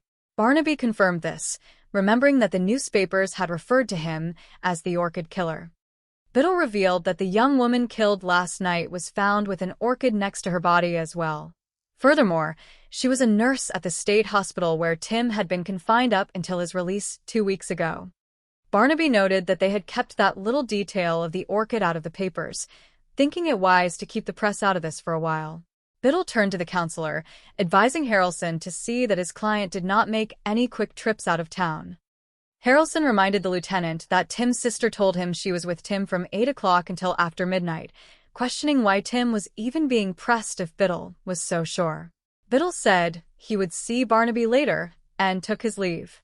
After the officer left, Harrelson pointed out that Lieutenant Biddle had raised a pertinent question about why Barnaby was brought in. Tim spoke up, explaining to Mr. Jones that he had asked Mr. Harrelson to call him. Tim admitted that Don wanted to speak to Barnaby first, likely to avoid any embarrassment in case Barnaby wanted to turn around and walk out the door upon learning who he was. Tim acknowledged that he might not be the most desirable of clients, but he sincerely wished for Mr. Jones to help him. Barnaby calmly replied that it depended on what Tim had in mind. Harrelson looked at his watch, mentioning that he was due at a probate sale in 20 minutes. Tim encouraged Don to go ahead, confidence clear in his voice that he could tell Mr. Jones everything he needed to know. Harrelson agreed, adding that if either of them needed him for anything, he could be reached through his exchange, thanking them before leaving. Aunt Edna Morrison broke the quiet by offering Mr. Jones a cup of coffee. Barnaby politely declined the coffee but mentioned that a glass of cold milk would do nicely. Shortly after, Edna returned with a plate, saying she brought some cookies to go with his milk. Barnaby tasted one and declared them just plain scrumptious. Just then, an older gentleman pushed a tea cart nearby, and Edna gently reminded him to be careful of that cart because it had a loose wheel. The gentleman, Henry Morrison, gently replied that he knew. Edna introduced Henry as her husband and Tim's uncle. Barnaby offered his warm greetings, and Uncle Henry remarked that Barnaby came highly recommended by Mr. Harrelson, which meant a great deal in that house. Edna asked if there was anything else she could get for anyone, and Henry thoughtfully suggested that perhaps they should leave Barnaby and Tim alone to talk. Edna agreed, and they left the room. Barnaby sat down with Tim and began asking direct questions. He asked if anyone else had seen Tim last night. Tim answered that he was not sure. Barnaby asked if he had made any phone calls, and Tim replied that he did not think so. Barnaby shared an old saying, noting that one rooster cannot do another one scratching for him, pointing out that if Tim kept hemming and hawing, Barnaby could not help him. Tim paused, revealing the troubling truth that he did not know where he was last night because he had simply blacked out, just like he did 2 years ago. Barnaby brought up the fact that his sister told the police she was with him, but Tim explained that Alicia was only trying to protect him and that it was not her fault. Tim insisted that while he may have blacked out last night, he did not kill that girl, emphasizing that if Barnaby knew him, he would know he could not do such a terrible thing. Barnaby asked if Tim could remember anything at all from last night. Tim affirmed that he could, explaining that everything he told the police up to a point was the truth. He explained that he was working on his car, and Alicia was with him until 8:30 or 8:45. Barnaby noted that according to news reports, the murder occurred around 10 o'clock. Tim agreed, recalling that the last thing he remembered was about 9 o'clock when he was driving his car out the front gate to take it for a test run. The next thing he knew, it was dawn, and he was sleeping in his car about 3 miles down the road. Tim maintained that he could not have killed that girl and did not think he could kill anyone. Barnaby voiced his hesitation about lying to the police. Tim pleaded for understanding, explaining that if he told the police what he just told Barnaby, there would be no more questions or investigation. They would simply throw him back into the hospital, probably for the rest of his life. Tim expressed that he needed to know for sure whether he did it or not. Barnaby asked what would happen if his investigation proved Tim actually did it. Tim firmly replied that Barnaby would have no problem with him, as he would go quietly with him to the police. Barnaby smiled reassuringly, stating that under those clear and honest ground rules, they could get down to work. To gain deeper insights, Barnaby visited the hospital to speak with Dr. Reston. Sitting comfortably in the office, Barnaby noted that Tim mentioned how, despite exhaustive tests, doctors were never able to determine exactly what caused his blackouts, either physically or emotionally. Dr. Reston agreed that this was true as far as it went, explaining that much of Tim's life had been like one long, emotionally painful match. The doctor outlined Tim's history, noting that first his mother died, after which his father married Alicia's mother, a woman Tim actively disliked. Later, both his father and stepmother were tragically killed in a light airplane accident. Barnaby clarified that the woman Tim disliked was Alicia's mother, and Dr. Reston confirmed this, pointing out that there was no blood relationship between Tim and Alicia, meaning they were not actually brother and sister. The doctor added that this fact did not stop Alicia from being deeply devoted to Tim during the 2 years he was at the hospital, noting she rarely missed a single day of visiting. Dr. Reston emphasized that while they could not find a specific cause for Tim's problem, there was certainly fertile ground for emotional distress. Barnaby assured the doctor he was not challenging his professional competence. Dr. Reston observed that when something like this happens, people often blame the doctors, expecting them to be like gods when they clearly are not. He explained that they had thoroughly probed Tim's subconscious using various methods, including sodium pentothal, hypnosis, and extensive psychotherapy, yet they found no deep-seated hostility or penchant for violence. Consequently, after time passed, they recommended his release. Barnaby remarked lightheartedly that the doctor was beginning to sound as if he was ready to change his diagnosis, asking if the police were sure Tim was involved in the murder last night. Dr. Reston confirmed that Tim was currently the primary suspect. Barnaby then asked out of curiosity whether Tim was ever able to recall the murder from 2 years ago, to which Dr. Reston replied that Tim never could. Barnaby pondered this quietly, noting to himself how curious the situation was. Meanwhile, Tim was outside near his garage when his friend Jack Meyer drove up. Jack greeted his old buddy, remarking that he thought Tim had been taken in by the police. Tim asked what he meant, and Jack explained that he had driven by Tim's house that morning and saw police officers all over the place. Tim dismissed it lightly, saying the police had made a mistake thinking he was somewhere else last night when he was actually at home. Tim added that when he explained this, the officers turned a whiter shade of pale, apologized profusely, and exited with their tails between their legs. Jack asked why the police would care where Tim was, and Tim shared that a nurse was killed at the hospital last night, someone he used to know, describing it as awful.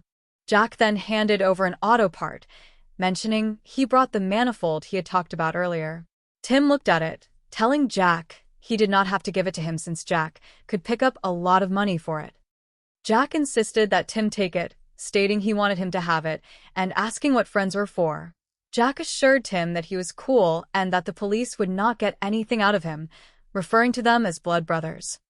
Tim asked if they were speaking on the same subject, reiterating that he was just accepting a manifold. Jack smiled knowingly, suggesting Tim must have done some fast talking to get the cops to buy the story about being home last night. Tim asked what he meant, and Jack revealed that Tim was actually at Jack's place last night. Tim was stunned, asking if he was really at Jack's house. Jack confirmed it, adding that Tim was talking about a certain girl, the nurse. Tim shook his head in disbelief, insisting that could not be true. Jack thought Tim was joking, reminding him that he left around 9:30. Seeing Tim tremble, Jack gently reassured him, telling him to calm down and promises he would not tell anyone. Back at the Landis estate, Barnaby was walking through the lush garden when Mrs. Edna Morrison noticed him. She greeted him warmly, and Barnaby politely explained he was looking for Tim. Understanding Tim was not home, Alicia had mentioned he might find Edna working in the garden. Barnaby admired the magnificent flowers, calling them a true beauty. Edna smiled, asking if he knew flowers. Barnaby shared that he had a maiden aunt who used to say that flowers are the sweetest things God ever created and forgot to put a soul in. Edna reflected that perhaps it was just as well, because if these orchids had souls, she feared they would be weeping now for those horrid murders. Barnaby mentioned he had a very interesting lunch with Mr. Harrelson, learning for the first time that this entire estate belonged to Tim, or at least would be fully his after his 25th birthday next month. Edna confirmed this, explaining she had been administering the estate for the past 8 years since her brother, Tim's father, passed away. She shared that she and her husband never had children of their own, so they always tried to do their very best by Tim and Alicia. Barnaby noted that according to Mr. Harrelson, Edna had done a fine job not only with the children but also in managing Tim's wealth. Edna modestly thanked him, though she noted lightheartedly that Tim might argue regarding the money, as he would likely have given most of it away by now if allowed. Barnaby observed that wisdom comes with experience and expressed certainty that Tim would look forward to her continued wisdom and counsel for many years to come. Later in the afternoon, Alicia was sitting by the outdoor swimming pool when a stylish young woman named Sherry arrived in swimwear. Tim walked out, pleasantly surprised, and greeted Sherry. Sherry smiled back, expressing her delight that Alicia had invited her over for a swim. Alicia scoffed, revealing that she had not invited her. Tim recalled fondly that Alicia had invited Sherry over once when they were in the 10th grade together. Sherry thanked Timmy for a refreshing drink, and Alicia sarcastically recalled the 10th grade as the year the headmaster caught Sherry and another student behind the bleachers.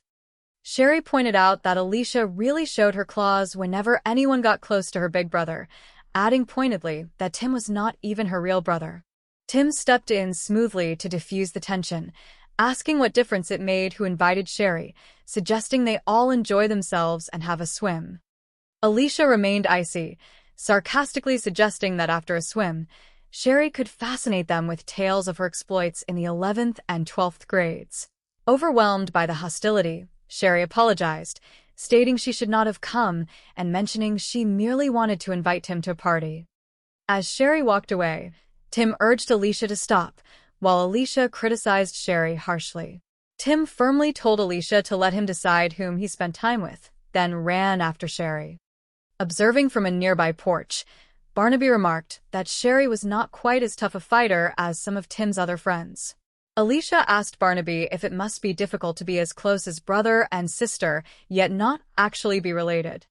Barnaby inquired whether Alicia was always that protective of Tim. Alicia admitted that it usually happened when she felt a female was getting too close, mentioning that Alicia had once even tried to get one of the hospital nurses fired. Barnaby casually mentioned that according to Mr. Harrelson, Alicia would not share in any estate unless something happened to Tim. Alicia quietly replied that she would not know about that, then offered to pour Barnaby a drink, asking if he was on duty. Barnaby smiled, stating he was on duty and thought he had better catch up with Tim to ask a few more questions. Barnaby caught up with Tim in the study. Tim asked if Barnaby had found out anything yet. Barnaby explained that often a detective is like an old hunting dog that must rely on instinct, and right now his instincts suggested that if they could solve the mystery of why Tim blacked out, they would find the truth. Tim agreed, noting how many sessions he had endured with psychiatrists. Barnaby shared that he had spoken with Dr. Reston, who mentioned that 2 years ago, before the first major blackout, Tim had suffered a series of spells that left him dizzy and disoriented. Tim confirmed this, remembering that the first dizzy spells occurred about 3 weeks before the incident, lasting anywhere from a couple of hours to almost 2 days. Barnaby asked if he had experienced any such spells before last night, and Tim stated he had not experienced a single one. Barnaby then brought up the young woman killed 2 years ago, asking if she was a former girlfriend. Tim quietly pleaded not to go through that again, noting it was all in Dr. Reston's files. Barnaby gently explained that he would not ask if it were not important. Tim recounted that he and Alicia were hosting a large party with around 200 guests. Around midnight, he was somewhat intoxicated when Jeanette called him. He was surprised to hear from her since they had broken up 2 months earlier, but he agreed to meet her because she sounded frightened, claiming it was a matter of life and death. Tim noted that almost everyone at the party knew about the call because Aunt Edna had answered the phone. Later, everyone searched the house before finding him in the pool, deeply intoxicated. Barnaby asked about the previous night before the blackout. Tim explained he spent time in the study. Barnaby asked if he had been drinking, and Tim mentioned that the only thing he drank last night was a quart of buttermilk. Later that evening, Uncle Henry Morrison was sitting quietly in the dimly lit study, pouring himself another glass. Edna walked in, looking concerned, and asked if he did not think he had had enough already. Henry reflected philosophically on how such things are measured by standards, expressing the impression that they had lost all that sort of independence.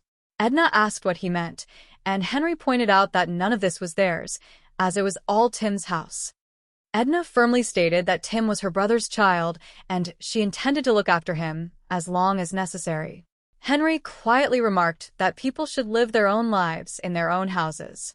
Edna then walked out to the patio where Tim was sitting alone in the cool night air. She gently informed him that it was after 11 o'clock and time to come inside. Tim thanked her politely, saying he would be in after a while. Edna noted that it was chilly and offered to fetch him a jacket from the house. Tim declined, assuring her he was not cold.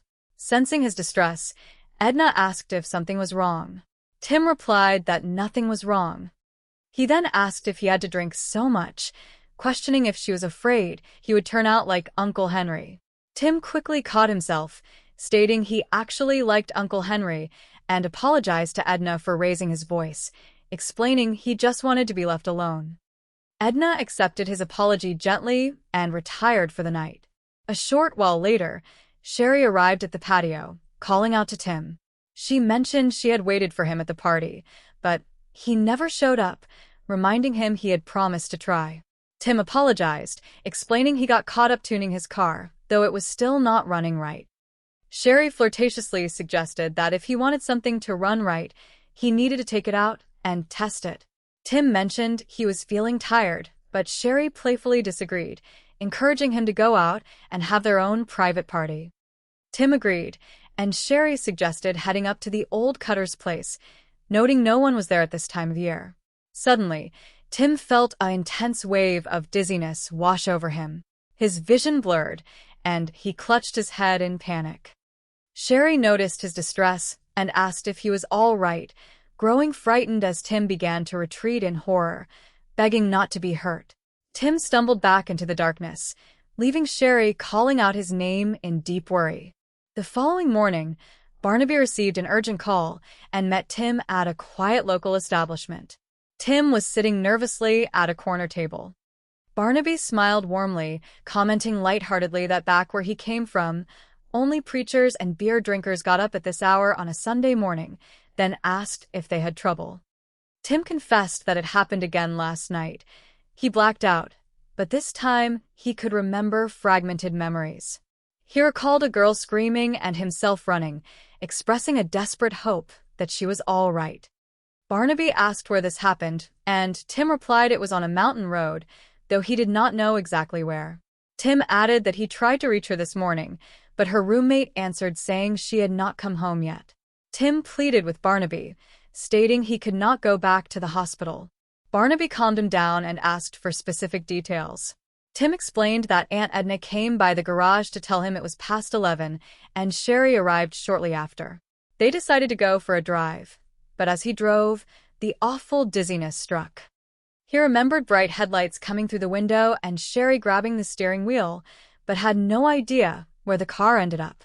Barnaby asked if Tim had anything to eat or drink between dinner and Sherry's arrival. Tim initially said no, then remembered a bottle of red wine, mentioning he had a couple of glasses of that. Just then, Attorney Donald Harrelson stepped up to their table, looking grave. He informed them that Lieutenant Biddle had called. The police had found Tim's car with Sherry's body nearby. Moments later, Lieutenant Biddle and his officers arrived at the venue. Biddle instructed his team to secure the area and ensure no fingerprints were missed, stating he did not want their little suspect slipping through their fingers again. Harrelson pointed out that his client was surrendering voluntarily. Biddle sternly remarked that if Tim had done so yesterday, that young girl might still be alive, telling Barnaby he picked the wrong client this time. Biddle ordered his sergeant to handcuff Tim and read him his rights. Tim panicked, begging them not to put cuffs on him and promising to go freely. In a moment of sheer fear, Tim broke away and ran out the back door. Biddle drew his weapon, but Barnaby quickly shouted for him to hold his fire. Tim vanished into the morning fog. Seeking clues, Barnaby returned to the Landis residence. Mrs. Edna Morrison met him at the front door, looking deeply distressed. She introduced her daughter-in-law, Betty Jones, who was visiting. Edna mentioned that the police had been there earlier, saying Tim might be involved in another terrible crime. She asked Barnaby what he was looking for, and Barnaby explained he was searching for the bottle of red wine and the glass Tim used the previous night. Edna apologized, explaining she had cleaned up the study that morning, taking the glass to the kitchen and running it through the dishwasher. She pointed out a glass on the counter, though Barnaby noted it would not carry evidence anymore. Barnaby then asked where the bottle of wine was. Edna looked confused, stating she was sure she put it on the counter. Uncle Henry walked into the kitchen, and Edna asked if he knew where it was. Henry lightheartedly defended himself, hoping no one was accusing him of consuming the soda pop that Tim called wine. Barnaby observed that a bottle could not disappear by itself and asked where the trash cans were located. Henry offered to show him. Outside, Barnaby retrieved the empty wine bottle from the bin. Examining it carefully, Barnaby noted it was clean as a whistle.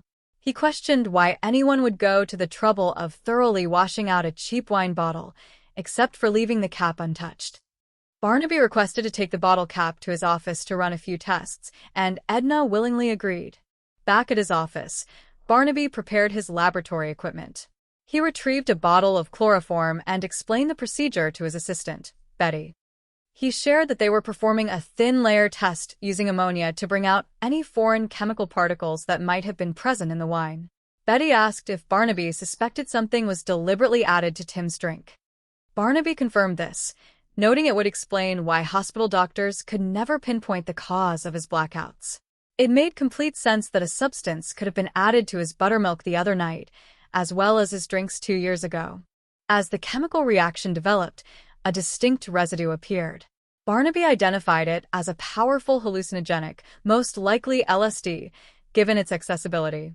Barnaby explained that LSD perfectly matched Tim's symptoms, including the sudden disorientation and complete memory blackouts. He prepared to let the sample dry so he could examine it under a microscope against known reference samples provided by a friend at the police laboratory. Barnaby needed to step out briefly to follow up on a lead regarding Jack Meyer. He instructed Betty on how to prepare the microscope slide once the sample was completely dry, asking if she thought she could handle it. Betty confidently assured him she could try. Shortly after Barnaby left, the office phone rang. Betty answered, introducing the Barnaby Jones office. The voice on the line identified himself as Tim and asked to speak with Mr. Jones. Betty confirmed it was Tim. Meanwhile, a shadowy figure quietly entered the back entrance of the office. Betty finished her call and returned to the workbench. Suddenly, she heard a noise and turned around, realizing someone was intruding. Terrified, she fled the office safely. When Barnaby returned, he found Betty safe but shaken. He embraced her with relief, assuring her he was not upset with her for escaping safely. He noted that while the intruder stole the chemical test sample, the theft itself conclusively proved their suspicions were correct. Someone was desperate to cover up the drugging.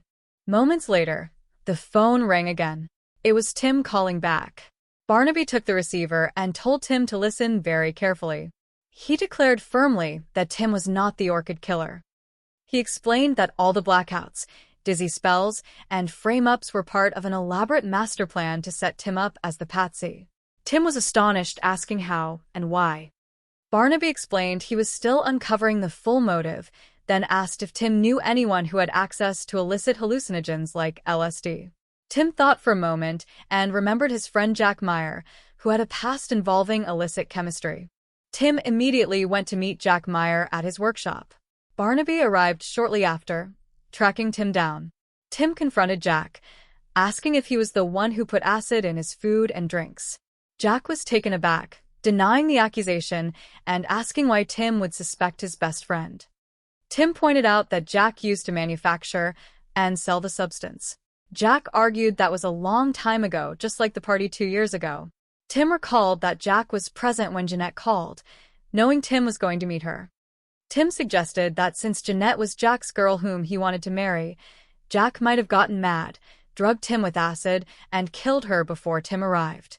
Jack listened quietly, then conceded it sounded like a plausible motive, except for one crucial fact. He truly loved Jeanette. Jack expressed his inner feelings, admitting that while his whole life felt like it was secondhand from Tim, his car, his clothes, he would never have harmed Jeanette. Jack stated honestly that if he had intended to kill anyone that night out of resentment, it would have been Tim, not Jeanette. Just then, Lieutenant Biddle and his officers entered the workshop, having been alerted to Tim's location. Tim looked at Barnaby, realization dawning that Barnaby had contacted the police as a precaution. Barnaby advised Tim that going with the lieutenant was the best course of action now. Tim accepted this calmly, putting his hands out. As Biddle led Tim away, Barnaby assured Tim not to make long-range plans for staying in custody, expressing total confidence in clearing his name. Barnaby stayed behind to talk with Jack Meyer. Barnaby asked Jack if Jeanette had access to LSD before her death. Jack recalled that he had given her an extra supply because she mentioned having a wealthy customer willing to pay 3 or 4 times the standard rate. Barnaby asked if Jack remembered any description or details about this customer. Jack paused, his eyes widening as a sudden realization struck him, and he provided Barnaby with a critical missing description: an older gentleman who enjoyed drinking and had a fond eye for younger women. Armed with this definitive clue, Barnaby drove directly back to the Landis estate. He walked into the house and found Uncle Henry Morrison relaxing in the living room with a drink in hand. Henry greeted Barnaby warmly, asking if he could fix him a drink or if Barnaby was still on duty. Barnaby replied calmly that he was still on duty. Henry mentioned that Edna and Alicia were down at the police station with Tim, noting that the police had finally caught up with the poor boy. Barnaby took a seat opposite Henry and shared that he had just had a very enlightening conversation with Jack Meyer. Barnaby mentioned Jeanette, asking if Henry remembered her, noting she was the young woman Tim was accused of killing 2 years ago. Henry smiled casually, recalling her vividly and making a light comment about how she looked in a bathing suit. Barnaby stated clearly that Jeanette was selling LSD and that she had a very specific customer, an older man who was never without a drink in his hand. Barnaby looked Henry straight in the eye and stated that the customer was Henry Morrison himself. Henry's smile faded, replaced by a cold, calculating look. He complimented Barnaby on being very clever, then calmly reached into his desk drawer, pulled out a small handgun, and aimed it at Barnaby, politely asking for Barnaby's gun and instructing him to put his hands up. Barnaby complied calmly, observing that Henry probably was not a murderer to start with, but when he saw Tim growing older, he realized that upon Tim's 25th birthday, the wealth and estate would slip away from him. Henry admitted quietly that they all develop habits, noting that Tim would have left them without a cent when he turned 25. Henry insisted he never meant to hurt anyone initially. He merely gave Tim small doses of the chemical to make him act strange and disoriented occasionally, hoping to have him declared legally incompetent so Henry could maintain control of the estate. Barnaby added that when Jeanette discovered what Henry was doing with the drugs, she called Tim to warn him, forcing Henry to murder her to keep her silent. Furthermore, when Tim was released from the hospital, Henry had to start killing again, targeting the nurse who knew too much, and then Sherry. Henry coldly asserted that when the police locked Tim up this time, they would throw away the key for good, inviting Barnaby to step outside. Barnaby remained completely composed, informing Henry that killing him would do no good because he had already called the police before walking into the house. Henry hesitated, suspecting a bluff. At that exact moment, police sirens wailed in the distance, growing louder as patrol cars pulled into the driveway. Lieutenant Biddle and his officers burst into the room with weapons drawn, taking Henry into custody without further incident. A few days later, the morning sun shone brightly over the Landis residence. The air was clear, light, and filled with a sense of renewed hope. Tim and Alicia stood on the front porch with Barnaby Jones, expression full of deep gratitude. Tim expressed their heartfelt thanks to Mr. Jones for everything he had done for them, clearing his name completely and bringing the truth to light. Tim expressed sorrow for Aunt Edna, noting that despite everything that happened, she still loved Henry, adding how unfortunate it was that Henry never realized love was worth far more than money. Barnaby smiled warmly at the young man, asking what Tim planned to do with his life now that he could live it freely without fear. Tim reflected thoughtfully, sharing that he thought about going back to school. He looked at Barnaby and asked how the title of Dr. Tim Landis sounded to him. Barnaby grinned, declaring that it sounded great to him. Tim smiled brightly, stating he figured there was no sense living this life unless one could make some real good out of it, realizing that all those months spent overcoming hardship were not wasted. Barnaby shook Tim's hand warmly, wishing him the very best of luck on the wonderful journey ahead. The evening air carried a gentle warmth as the birthday celebration drew to a close. It was a lovely gathering, filled with soft laughter and the comforting glow of amber lights. Oliver, surrounded by his dearest friends, looked over the mountain of colorful presents. "Oliver, not even a little smile for all your friends?" someone asked gently, leaning in with a warm expression. "Look at the nice presents. Aren't they pretty? Come on, Oliver." A teeny-weeny little smile. Despite the slight melancholy that sometimes accompanied such milestones, there was a profound sense of gratitude in the room. "Well, I guess there are still lots of blessings we can count," a guest noted, their voice carrying a soothing cadence. "It has been such a nice party, and we have all really had a good time, have we not? And next year, on his birthday, we will celebrate again." "Why, thank you, Charles," another voice chimed in. "Oh my, look at the time. Mrs. Brennan is going to be scolding us tomorrow. You know it is way past all your bedtimes." "It is past my bedtime, too," a gentleman laughed, adjusting his coat, "and I have still got a long drive home. Now, gentlemen, I know we have really enjoyed ourselves tonight, but I think we had better be on our way." "Come on." "Gentlemen, come on. Good night." "Good night, Oliver. Happy birthday. See you in the morning." The peaceful atmosphere of that evening stood in stark contrast to the heavy burdens carried by some in the city. The following morning, the sun rose with a bright, hopeful light, casting long shadows across the grand estate of the Landis family. A tall, distinguished man with silver hair and a calm, reassuring demeanor walked up to the front door. His name was Mr. Barnaby Jones, a private investigator known not only for his sharp intellect, but for his boundless empathy and dedication to truth. Mr. Jones knocked gently on the heavy wooden door. A woman with a kind but weary face opened it. "How do you do?" Barnaby greeted her with a polite tip of his hat. "My name is Barnaby Jones.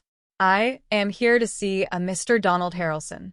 "Oh yes, Mr. Jones," the woman replied, her tense shoulders relaxing slightly at his grandfatherly presence. "Mr. Harrelson is my nephew's attorney. He is expecting you.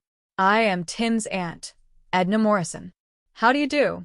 Please, will you come in?" she offered gracefully. "Thank you," Barnaby said, stepping into the grand foyer. From the adjacent study, heated voices drifted into the hallway. "Are you going to charge my client, or are you not?" a voice demanded firmly. "Do not push me, counselor.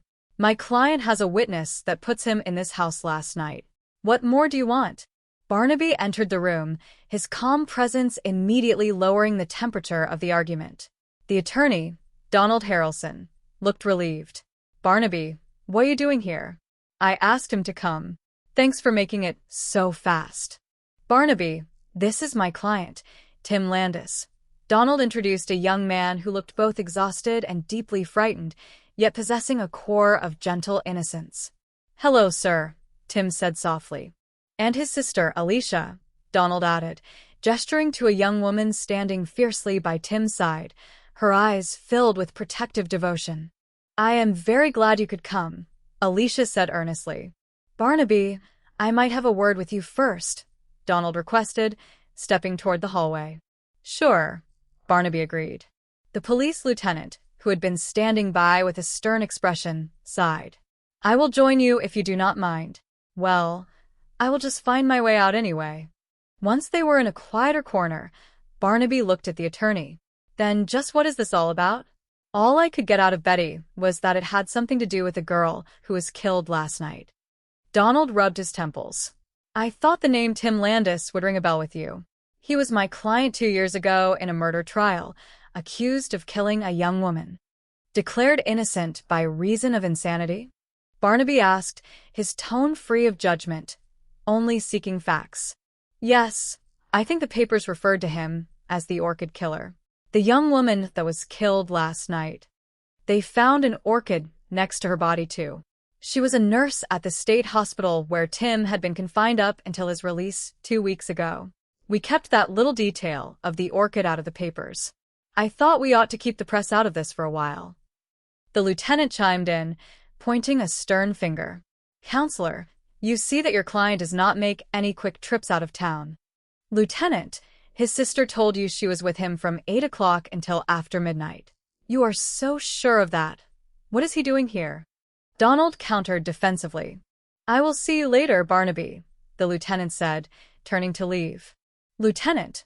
Barnaby nodded respectfully. Donald sighed heavily.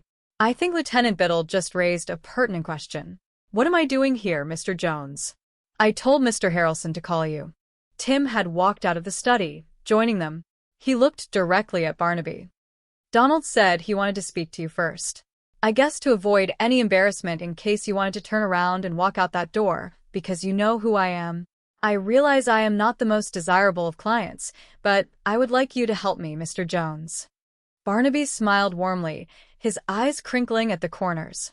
Well, it depends on what you have in mind. Look, I am due at a probate sale in 20 minutes. Go ahead, Donald. I think I can tell Mr. Jones everything he needs to know. Donald nodded. All right. If either of you need me for anything, I can be reached through my exchange. Thank you very much, Barnaby said. Aunt Edna entered the room, pushing a small, elegant serving cart. Would you like a cup of coffee, Mr. Jones? No, thank you, but a glass of cold milk would do nicely, Barnaby replied, his wholesome preference bringing a small smile to Edna's face. I brought some cookies to go with your milk, Mr. Jones. Barnaby took one and tasted it. They are just plain scrumptious, ma'am. Suddenly, an older gentleman bumped into the serving cart, causing it to wobble. Henry, be careful of that cart, dear. It has a loose wheel, Edna warned affectionately. I know, dear. I know, the man replied.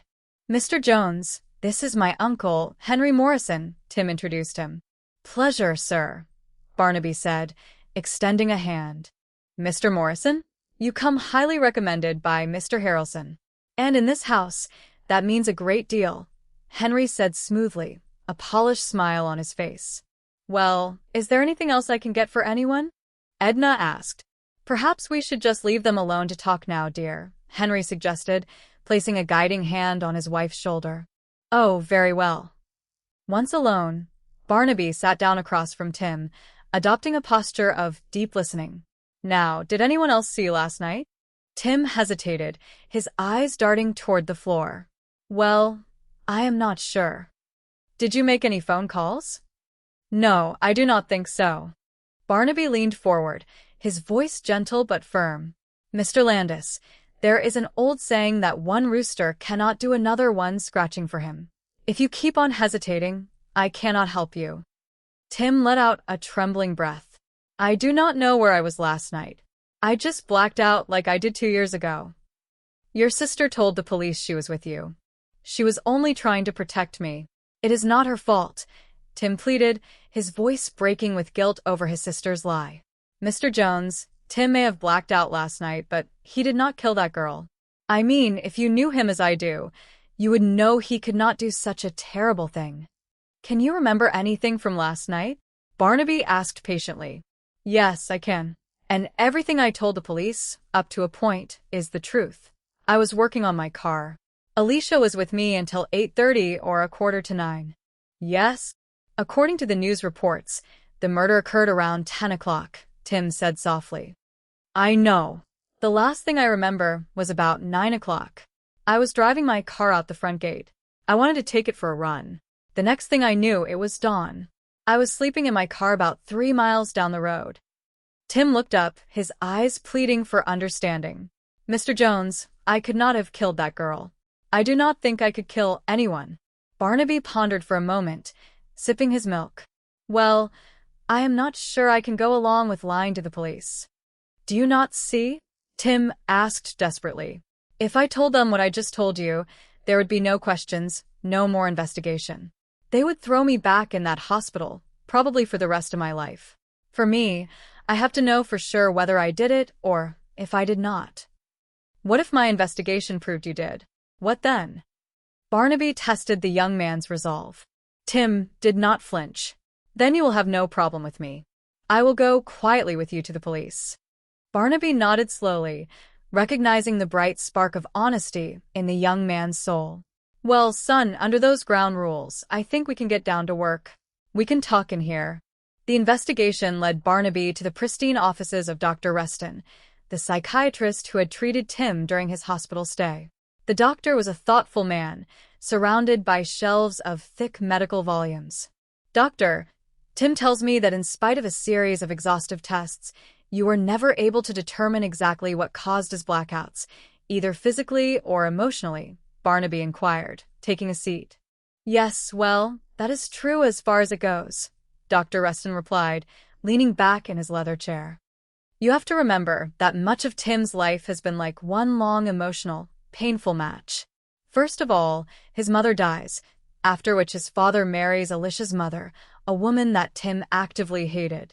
Then his father and his stepmother are both killed in a light airplane accident. This woman that Tim hated, that was Alicia's mother, Barnaby clarified. That is right, but there is no blood relationship between them. That is, they are not actually brother and sister. Now, that did not stop Alicia from being devoted to Tim the 2 years that he was here. I do not think she missed one day for visiting. Dr. Reston sighed. The point I was trying to make is that while we could not find any specific cause for Tim's problem, there is certainly fertile ground for trouble. I am not challenging you, Doctor, Barnaby said kindly. Well, when something like this happens, people always blame the doctor. They think of us as gods. And we are certainly not that. We probed Tim Landis's subconscious. We used sodium pentothal. We used hypnosis. We used psychotherapy. We could not find any deep-seated hostility or even a penchant for violence. So, after a time, we recommended for release. You are beginning to sound as though you are almost ready to change your diagnosis, Barnaby noted astutely.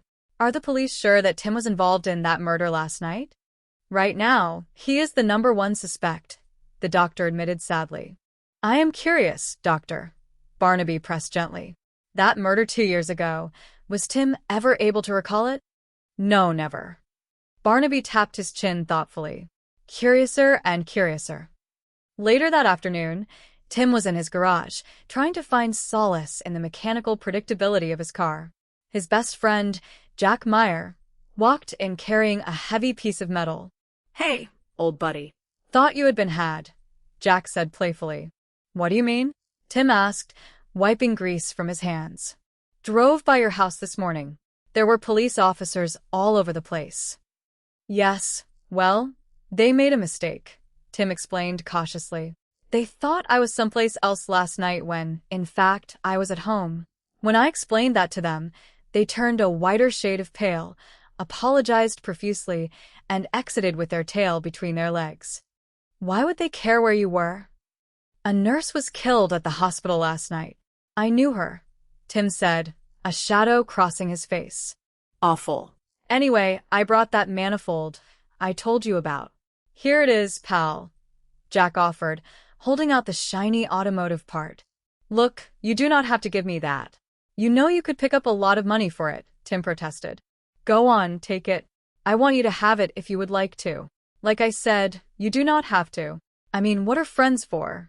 I am cool. They will not get anything from me. Blood brothers, right? Tim looked confused. Are we speaking on the same subject? All I am doing is giving you a manifold. You sure must have done some fast talking to get those police officers to buy that story about you being home last night, Jack said, his tone shifting to something more conspiratorial. What do you mean? I mean you were at my place last night, do you not remember? I was at your place? Yes, and you were talking about some young woman, that nurse. Tim stepped back, his heart hammering against his ribs. No, that could not be. Come on, you are putting me on, Jack. You remember. What time did I leave? 9:30. Jack looked closely at Tim's trembling hands. Hey, look, you're shaking. Hey, man, even if it is true, calm down. Do not worry about it. I will not tell anyone. Honest, Tim. I will not tell anyone. Meanwhile, Barnaby was wandering the expansive, sunlit gardens of the Landis estate. He stumbled upon Mrs. Morrison tending to an exquisite collection of rare flowers. Oh, Mr. Jones, Edna gasped, setting down her pruning shears. I did not mean to startle you. Mrs. Morrison, I was looking for Tim. I understand he is not home, but Alicia said that I would find you working out here. Say, that is a beauty, is it not?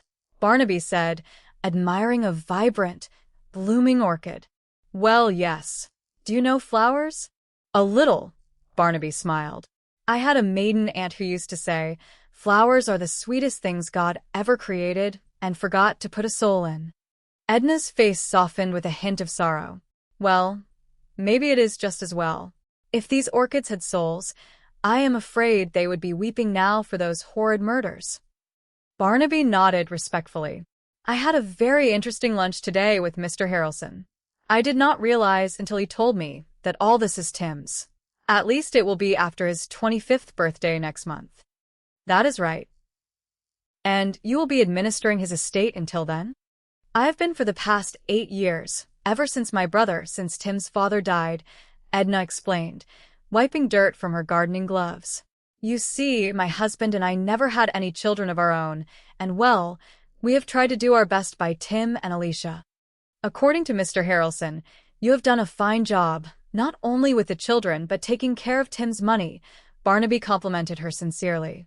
Thank you, but I am afraid you might get an argument from Tim as far as his money goes. I think if I had let him, he would have given most of it away by now. He is like that, you know. He has such a generous, giving heart. Well, wisdom comes with experience. I am sure he will be looking forward to your wisdom and counsel for many years to come, Barnaby said graciously. Edna smiled warmly. Thank you very much. That afternoon, by the sparkling blue waters of the estate's swimming pool, tensions were simmering. Alicia was sitting by the edge when an attractive young woman named Sherry walked up. Hello, Sherry greeted cheerfully. Hello. I am very glad that Alicia invited you over to swim, Tim said, trying to keep the peace. Sherry raised an eyebrow. So that is what you told him, that I invited you swimming. Well, you did once when we were in school together in the 10th grade, remember? Alicia shot back, her tone dripping with veiled hostility. Sherry handed Tim a glass of lemonade. Thanks for the drink, Timmy. Ah, yes, the 10th grade. I remember that. That was the year the headmaster caught you and Bill Dunsley out behind the bleachers. Alicia stood up, her fists clenched. You really do get your claws out when somebody gets even close to your big brother, do you not? The only thing is, he is not even your real brother. Oh, now, come on, Tim intervened, standing between them. What difference does it make who invited Sherry over? She is here, so let us enjoy ourselves, all right? By all means, Alicia snapped. And after we have all had a swim, Sherry can keep us fascinated by tales of her exploits in the 11th and 12th grades. Alicia, please, Tim begged. Sherry sighed, looking hurt. I am sorry, I should not have come. I thought you might want to go to a party. I wanted to invite you. Excuse me, Tim said softly. Sherry. Tim, let her go. She is nothing but a tramp, you little gold digger, Alicia yelled. Tim turned to his sister, his voice firm but heartbroken. Why do you not let me decide who I am going to be with, all right? Sherry, wait. Barnaby had been observing from a respectful distance. He approached Alicia gently. That Sherry is not quite as tough a fighter as some of Tim's other girlfriends are. Most of them last at least 3 rounds. Must be pretty difficult to be as close as brother and sister, and yet not be. Is she always that protective of him? Alicia looked away, a tear slipping down her cheek. Only if Alicia thinks some female is getting too close to him. You know, once she even tried to have one of the nurses out of the hospital fired. You know, according to Mr. Harrelson, Alicia does not share any estate unless something happens to Tim, Barnaby noted quietly, not as an accusation, but as an observation of facts. Alicia shook her head vigorously. Well, I would not know about that. Listen, can I pour you a drink, or are you, as they say, on duty? I am on duty. I think I had better try to catch up with Tim. There are a few questions I ought to ask him. Barnaby found Tim sitting quietly in the shade of a large oak tree, looking utterly defeated. Mr. Jones, have you found anything out yet? Tim asked, looking up with hopeful eyes. Well, Tim, a lot of times a detective is like an old hunting dog. He has to go by his instincts. Right now, my instinct tells me that if we could just solve the mystery of why you black out, we would find the truth, Barnaby explained, sitting down beside him. That is right, Mr. Jones. I do not know how many sessions I have had with the psychiatrist. Yes, I talked with Dr. Reston. He told me that 2 years ago, when you had your blackout, several weeks before that, you had a series of spells which made you dizzy and disoriented. Yes, sir, I did, Tim recalled with a shudder. The first dizzy spells occurred about 3 weeks before the first blackout. They would last anywhere from a couple of hours to one that lasted almost 2 days. Did you have any spells before last night? No, sir, not one. Barnaby chose his next words carefully. That girl that was killed 2 years ago, she was a former girlfriend of yours, was she not? Tim closed his eyes, pain etching across his face. Please, Mr. Jones, I do not want to go through that again. It is all in Dr. Reston's files. Well, son, I would not be asking if it were not absolutely important, Barnaby coaxed gently, projecting a fatherly warmth that made Tim feel safe. Tim took a deep breath. Alicia and I were having a party. There must have been 200 people here. It was around midnight. I was somewhat intoxicated when Jeanette called me. I was also surprised to hear from her. We had broken up 2 months before that. But you still agreed to meet her. She sounded frightened. She said she had to see me. She said it was a matter of life and death. Did anyone else at the party know you got that call? Just about everyone, I guess. Aunt Edna answered the phone. They must have searched the whole house before they found me in the pool. I was so dizzy. And last night before the blackout, you spent some time in here. Yes, sir, I did. Did you do any drinking? The only thing I had to drink last night was a quart of buttermilk. That evening, the atmosphere inside the grand house was thick with unspoken tension. Henry Morrison was pouring himself a generous measure of spirits. Do you not think you have had enough already? Edna asked softly, worry lining her face. Henry chuckled a hollow, cynical sound. I suppose you would. But then I guess that kind of thing is measured by some sort of standard, is it not? Somehow I was under the impression that we had lost all that sort of thing. We? Yes, we. What are we even doing here? None of this is ours. This is Tim's house. Edna stood tall, her maternal pride flaring. Tim is my brother's child, and I intend to look after him as long as need be. People should live their own lives in their own houses. That is what I think. Later, out on the patio, Tim was staring blankly into the night. Tim, it is after 11 o'clock, Edna said, stepping out into the cool air. Yes, well, thank you. I will be in after a while. Tim replied softly. It is chilly out here. You ought to have a jacket. I will go in the house and get you one. No, please. I am not cold. Edna sensed the profound sadness radiating from him. Something wrong, dear? Nothing is wrong. Tim, do you have to drink so much? What is the matter? You are afraid I will be like Uncle Henry. Edna recoiled slightly as if struck. I happen to like Uncle Henry, Tim muttered defensively, then immediately regretted his harsh tone. I am sorry, Aunt Edna. I did not mean to scream at you. I just want to be left alone. Very well, Edna said, retreating with quiet dignity. Aunt Edna, I am sorry. I did not mean to. Before he could finish, Sherry emerged from the shadows of the garden. Tim, I waited and waited for you at the party, and you never showed up. Why not? You promised you would try. I am sorry, Sherry. I got involved with tuning up my car. It is still not running right, though. Sherry smiled encouragingly. Well, if you want something to run right, you have to take it out and test it sometimes. Yes, well, I am kind of tired. Oh, you do not look tired to me, Tim. Come on, let us go out and have our own party, just the two of us. All right, get in. Why do we not head up to the old Cutter's place? There is no one there this time of year. They drove up the winding, moonlit roads. Suddenly, a wave of intense, terrifying dizziness washed over Tim. The road began to twist and distort before his eyes. What? I said. Why do we not go up to the old Cutter's? Sherry began, but she noticed his pale face. Tim, are you all right? Tim, what is wrong? Tim? Tim, what is it? What is the matter? Tim's vision swam.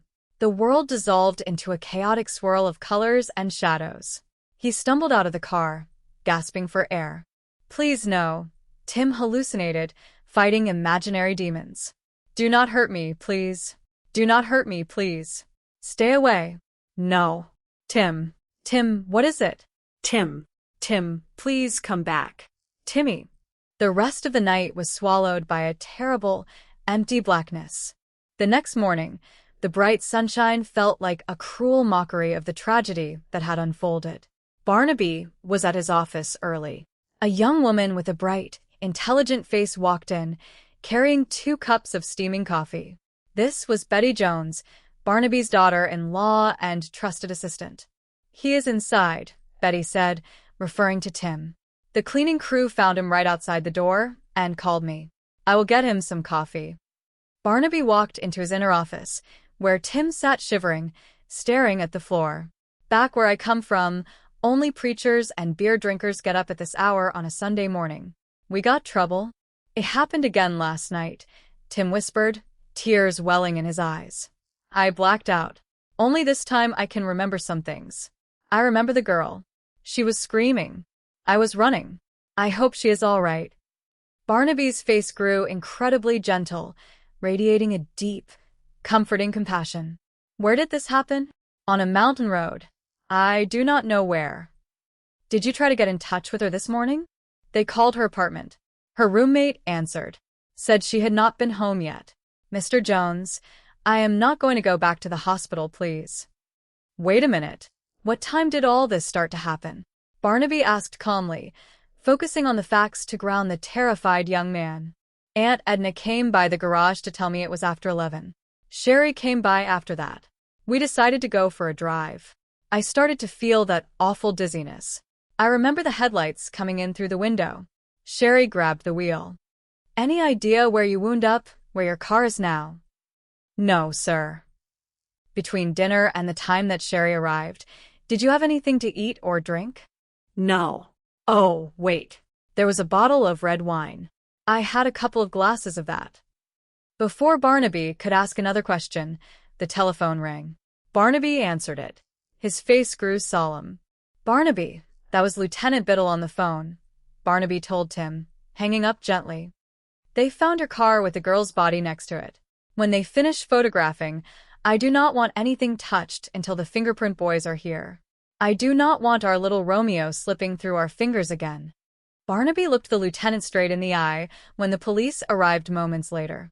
It will be known, Lieutenant, that my client is giving himself up voluntarily. Yes, the lieutenant grumbled. And if he had done that yesterday, that pretty little girl might still be alive. Hate to say this, Barnaby, but this time I think you picked the wrong number. Sergeant, cuff him. Read him his rights. Tim looked terrified, but Barnaby placed a reassuring hand on his shoulder. Tim nodded, deciding to face whatever came with bravery. He did not run. He did not fight. I will go freely, Tim said quietly. Do not make trouble. Just turn around. Put your hands behind your back. The young man was led away, his spirit bruised but anchored by the trust he had placed in the kind detective. Later that morning, Barnaby visited the Landis estate again. Mrs. Morrison was in the kitchen. Mr. Jones. Oh, good morning, Mrs. Morrison. This is my daughter-in-law, Betty Jones. Barnaby introduced her. Hello. Betty smiled warmly. Mr. Jones, the police were here earlier. They said that Tim might be involved in the murder of another girl, Edna said, her hands trembling. Yes, we have seen the police. But what are you doing here? Tim has not come home yet, Edna asked, confused. Yes, I know, Barnaby said softly. I was looking for a bottle of red wine and a glass that he drank out of last night. Edna looked regretful. I am afraid I cleaned up in here this morning. I took the bottle and the glass into the kitchen. I am afraid I ran the dishwasher through this morning. Barnaby walked over to the dishwasher, inspecting the gleaming glassware. No, I think this is the one. It will not make any difference anymore. I am sorry if I spoiled something. Where did you put the bottle of wine? Edna looked around. That is odd. I am sure I put it in here. Henry wandered into the kitchen. Well, I hope you are not accusing me of consuming that soda pop that Tim calls wine. Well, it could not have disappeared by itself. Where do you keep your trash cans? Barnaby asked. Come here, I will show you, Henry offered, leading them outside. Barnaby inspected the bins. Yes, that is the stuff that Tim drinks. Clean as a whistle. Clean? Betty asked. Now, who would go to all the trouble to wash out a wine bottle? Well, except the cap. Barnaby carefully picked up a small metal cap with his handkerchief. I would like to take this down to my office and run a few tests. Do you mind? Thank you, Edna said. As they walked away, Henry watched them closely. What is he doing? He says he is taking the cap from the bottle of wine with him. He is going to have it tested, Edna explained innocently. Back at the office, Barnaby and Betty set up a small chemical testing station. Barnaby poured a clear liquid over the bottle cap. Oh, the chloroform. I knew I ordered it. Thanks. This will start us out, Barnaby explained to Betty, taking on the role of an educator. What are we looking for? It is called a thin layer test. If there are any foreign particles in the wine, this ammonia will bring it up. You think something was added to Tim's wine? Betty asked, fascinated. Well, it would explain why they could not figure out what was causing his blackouts at the hospital. Betty's eyes widened with realization. Well, it makes sense. Something could have been added to his buttermilk the other night and to his drinks 2 years ago. As the liquid reacted, a distinct color pattern emerged on the testing paper. And there it is. Any guesses? Barnaby asked. Well, if I am right, it is a hallucinogenic. Probably a mind-altering chemical, Betty deduced. That is the easiest to get. A hallucinogenic drug. Well, that would fit Tim's symptoms, the periods of disorientation and the blackouts. Now all we have to do is wait for this to dry, and we will have our sample. Then a microscope will compare it with one of these, and if it matches, we are in business. Barnaby gestured to a small box of reference slides. Are these hallucinogenics? Betty asked. Yes, they were loaned to me by a friend of mine in the police laboratory. He said we could have them as long as we wanted them, provided that no wild parties break out up here. Just then the phone rang. Betty answered. Hello. What are we doing? A voice asked. I am a friend of Tim Landis. He says he has to talk to you and that I will wait at the corner of Stratform and 3rd. Betty frowned. Who are you? Hello? Hello. She turned to Barnaby. I have got to talk to Tim. All you have to do is wait for this to dry, Barnaby instructed, putting on his coat. Scrape some out. Put it on a slide, a microscope, and try to match it with one of these. Think you can do that? I will try, Betty promised. See you in a little bit. All right. Barnaby left to meet the mysterious caller. Left alone, Betty worked diligently. Suddenly, she heard a sound in the outer office. She stood up, her heart beating faster. Barnaby? Barnaby, it is just about dry. Can I make this slide anywhere? Barnaby. A shadow moved in the doorway. Betty gasped and quickly ducked behind the heavy oak desk, her quick thinking keeping her out of sight. The intruder quickly snatched the test sample and fled into the night. Minutes later, Barnaby returned, finding Betty shaken but completely unharmed. Betty, are you all right? I am in here, Barnaby, she emerged, taking a deep breath. Thank goodness you are all right. Barnaby breathed a sigh of relief, his paternal affection evident. You know, when I realized there was a phony address, I called the police right away. Barnaby, I got so scared, I just hid. I did not even see who it was. Barnaby hugged her gently. Come here. If you think I am going to be upset with you for not becoming the next victim, you are in for a big disappointment. We have lost the test. I mean, now we will never know exactly what it was. Yes, but on the other hand, the killer has proved our suspicions, Betty noted smartly. Well, why would he or she sneak in here to steal back a couple of drops of cheap wine? If that is another one of Tim's friends, I am not in. The phone rang again. Betty answered cautiously. Barnaby Jones' office. May I help you? She handed the receiver to Barnaby. Hello, Betty. It is Tim. Can I speak to Mr. Jones, please? Yes. It is Tim. Really? Barnaby took the phone. Tim. Mr. Jones, I wanted to call you to tell you I am sorry for running out on you and for letting you down the way I did. Tim's voice sounded desperate. He had managed a phone call from the holding cell. Listen, Tim, I have got something important to tell you. Now listen very carefully. Barnaby's voice was filled with absolute certainty, a beacon of hope in the dark. Mr. Jones, I cannot turn myself in. I cannot go back to that hospital.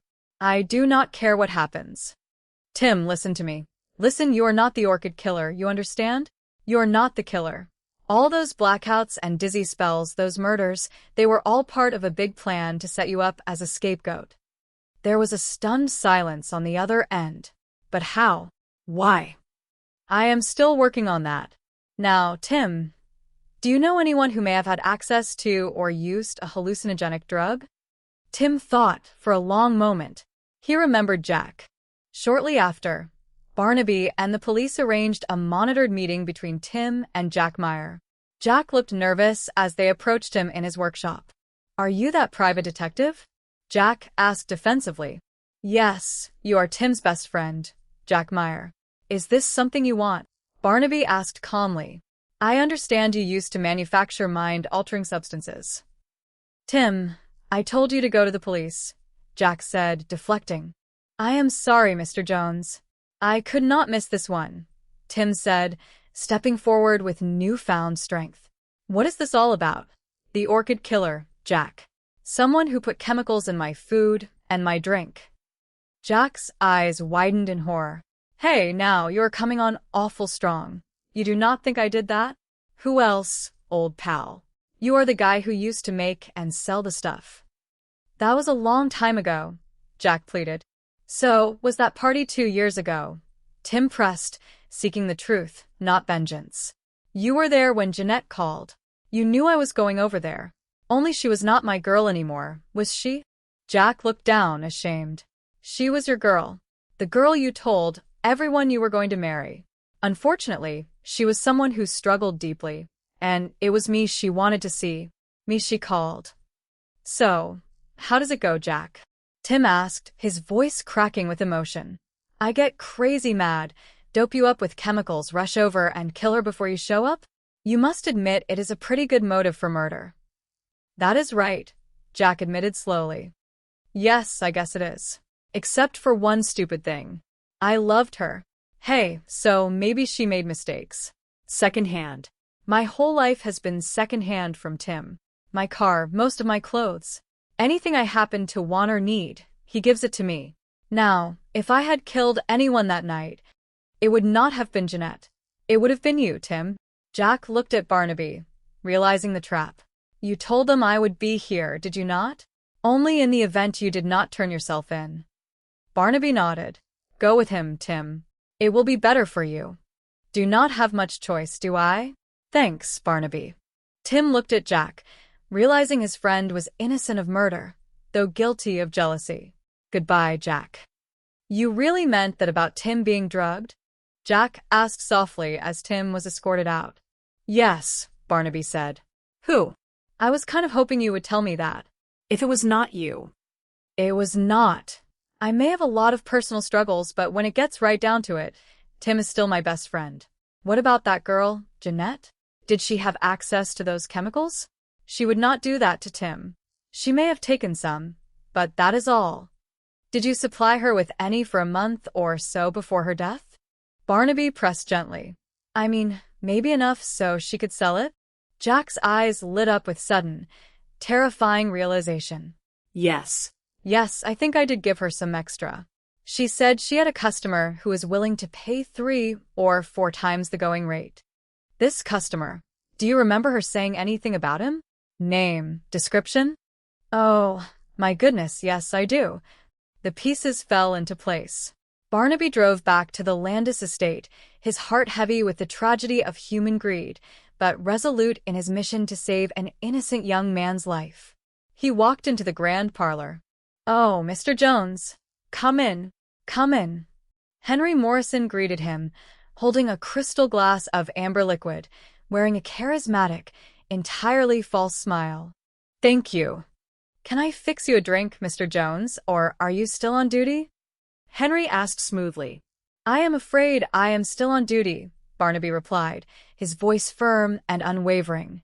Oh, well, That is too bad. I am afraid Edna and Alicia are down at the police station with Tim. You know, the police finally caught up with that poor boy. Yes, so I heard, but I wanted to see you, Mr. Morrison. Is that right? Henry asked, feigning casual interest. Barnaby paced slowly around the luxurious room, letting the weight of the truth fill the space. I just had a talk with Jack Meyer. He told me the story of the girl Jeanette. You remember Jeanette? In fact, that was the girl that Tim was supposed to have killed a couple of years ago. Oh, yes, I remember her indeed. Henry chuckled darkly. You should have seen her in a bathing suit, Mr. Jones. Barnaby's eyes were sharp as steel. Jeanette was selling illicit substances. She had a customer that you would not expect, an older man, with an eye for the young women and never without a drink in his hand. The customer was you, Mr. Morrison. Henry stopped smiling. He set his glass down very slowly. How very clever of you, Mr. Jones. Henry's hand moved toward his jacket pocket, but Barnaby stood perfectly still, exuding an aura of absolute calm and authority that paralyzed the older man's violent intent. I do not think you were a murderer to start out with, Barnaby said gently, almost with pity, appealing to whatever shred of humanity Henry had left. But when you saw Tim getting older and realized one day this place would slip away from you, greed took hold. Henry's shoulders slumped. The facade crumbled entirely. We all do develop these terrible habits, Mr. Jones. Tim would have left us without a cent when he was 25. I did not mean to hurt anyone. I just gave Tim enough of the chemical to make him act strange every once in a while. That way I felt I could have him declared incompetent, and then. And Jeanette found out what you were doing with the drug. Barnaby finished the terrible story. She called up to tell Tim. That is what happened, was it not? I did what I had to do, Henry whispered, trying to justify the unjustifiable. And Tim was released from the hospital, so you had to start over again, first the nurse, then Sherry. Well, when they locked him up this time, I am quite sure that they will throw away the key for good. It is over, Henry, Barnaby said softly. It is not going to do any good to fight because I have already called the police. They are outside right now. Henry looked toward the window, seeing the flashing lights silently painting the garden walls red and blue. The fight drained out of him. He was a small, greedy man who had traded love for money, and in the end, he had lost everything. He offered no resistance as the authorities entered to escort him away. Justice was served without a single shot fired, a quiet triumph of truth over deception. Several weeks later, the atmosphere at the Landis estate had completely transformed. The heavy curtains had been drawn back, allowing bright, golden sunlight to flood the rooms. The oppressive weight of secrets had been lifted, replaced by a profound, healing peace. Tim, Alicia, and Aunt Edna stood by the doorway, waving goodbye to Barnaby Jones. We would like to thank you, Mr. Jones, for everything you have done for us, Tim said, a bright, genuine smile illuminating his youthful face. The shadows of doubt and fear had entirely vanished from his eyes. I am just sorry about Aunt Edna, Barnaby said sympathetically, looking at the older woman who had endured such heartbreak, yet still stood tall with dignity and grace. After everything that has happened, she still loves that man, Tim noted with wonder at the endless capacity of the human heart to forgive. Too bad that Henry did not find out a long time ago that love is worth far more than money. Barnaby nodded, placing a warm, grandfatherly hand on Tim's shoulder. Well, son, what are you going to do with your life now that you can live it without being afraid? Tim stood up straight, his eyes sparkling with a newly discovered purpose. I thought about going back to school. How does Dr. Tim Landis sound to you? Barnaby smiled broadly, feeling a deep sense of joy and satisfaction. That sounds great to me. I figure there is no sense living this life unless you can make some good of it, Tim said earnestly. Looks like all those months you spent in the hospital were not wasted. I want to help people who feel lost in their own minds, just like I did. Good luck, Tim, Barnaby said, tipping his hat one final time. He walked down the sunlit driveway, leaving behind a family that had been broken, but was now healing, bonded by love, and looking forward to a bright and purposeful future.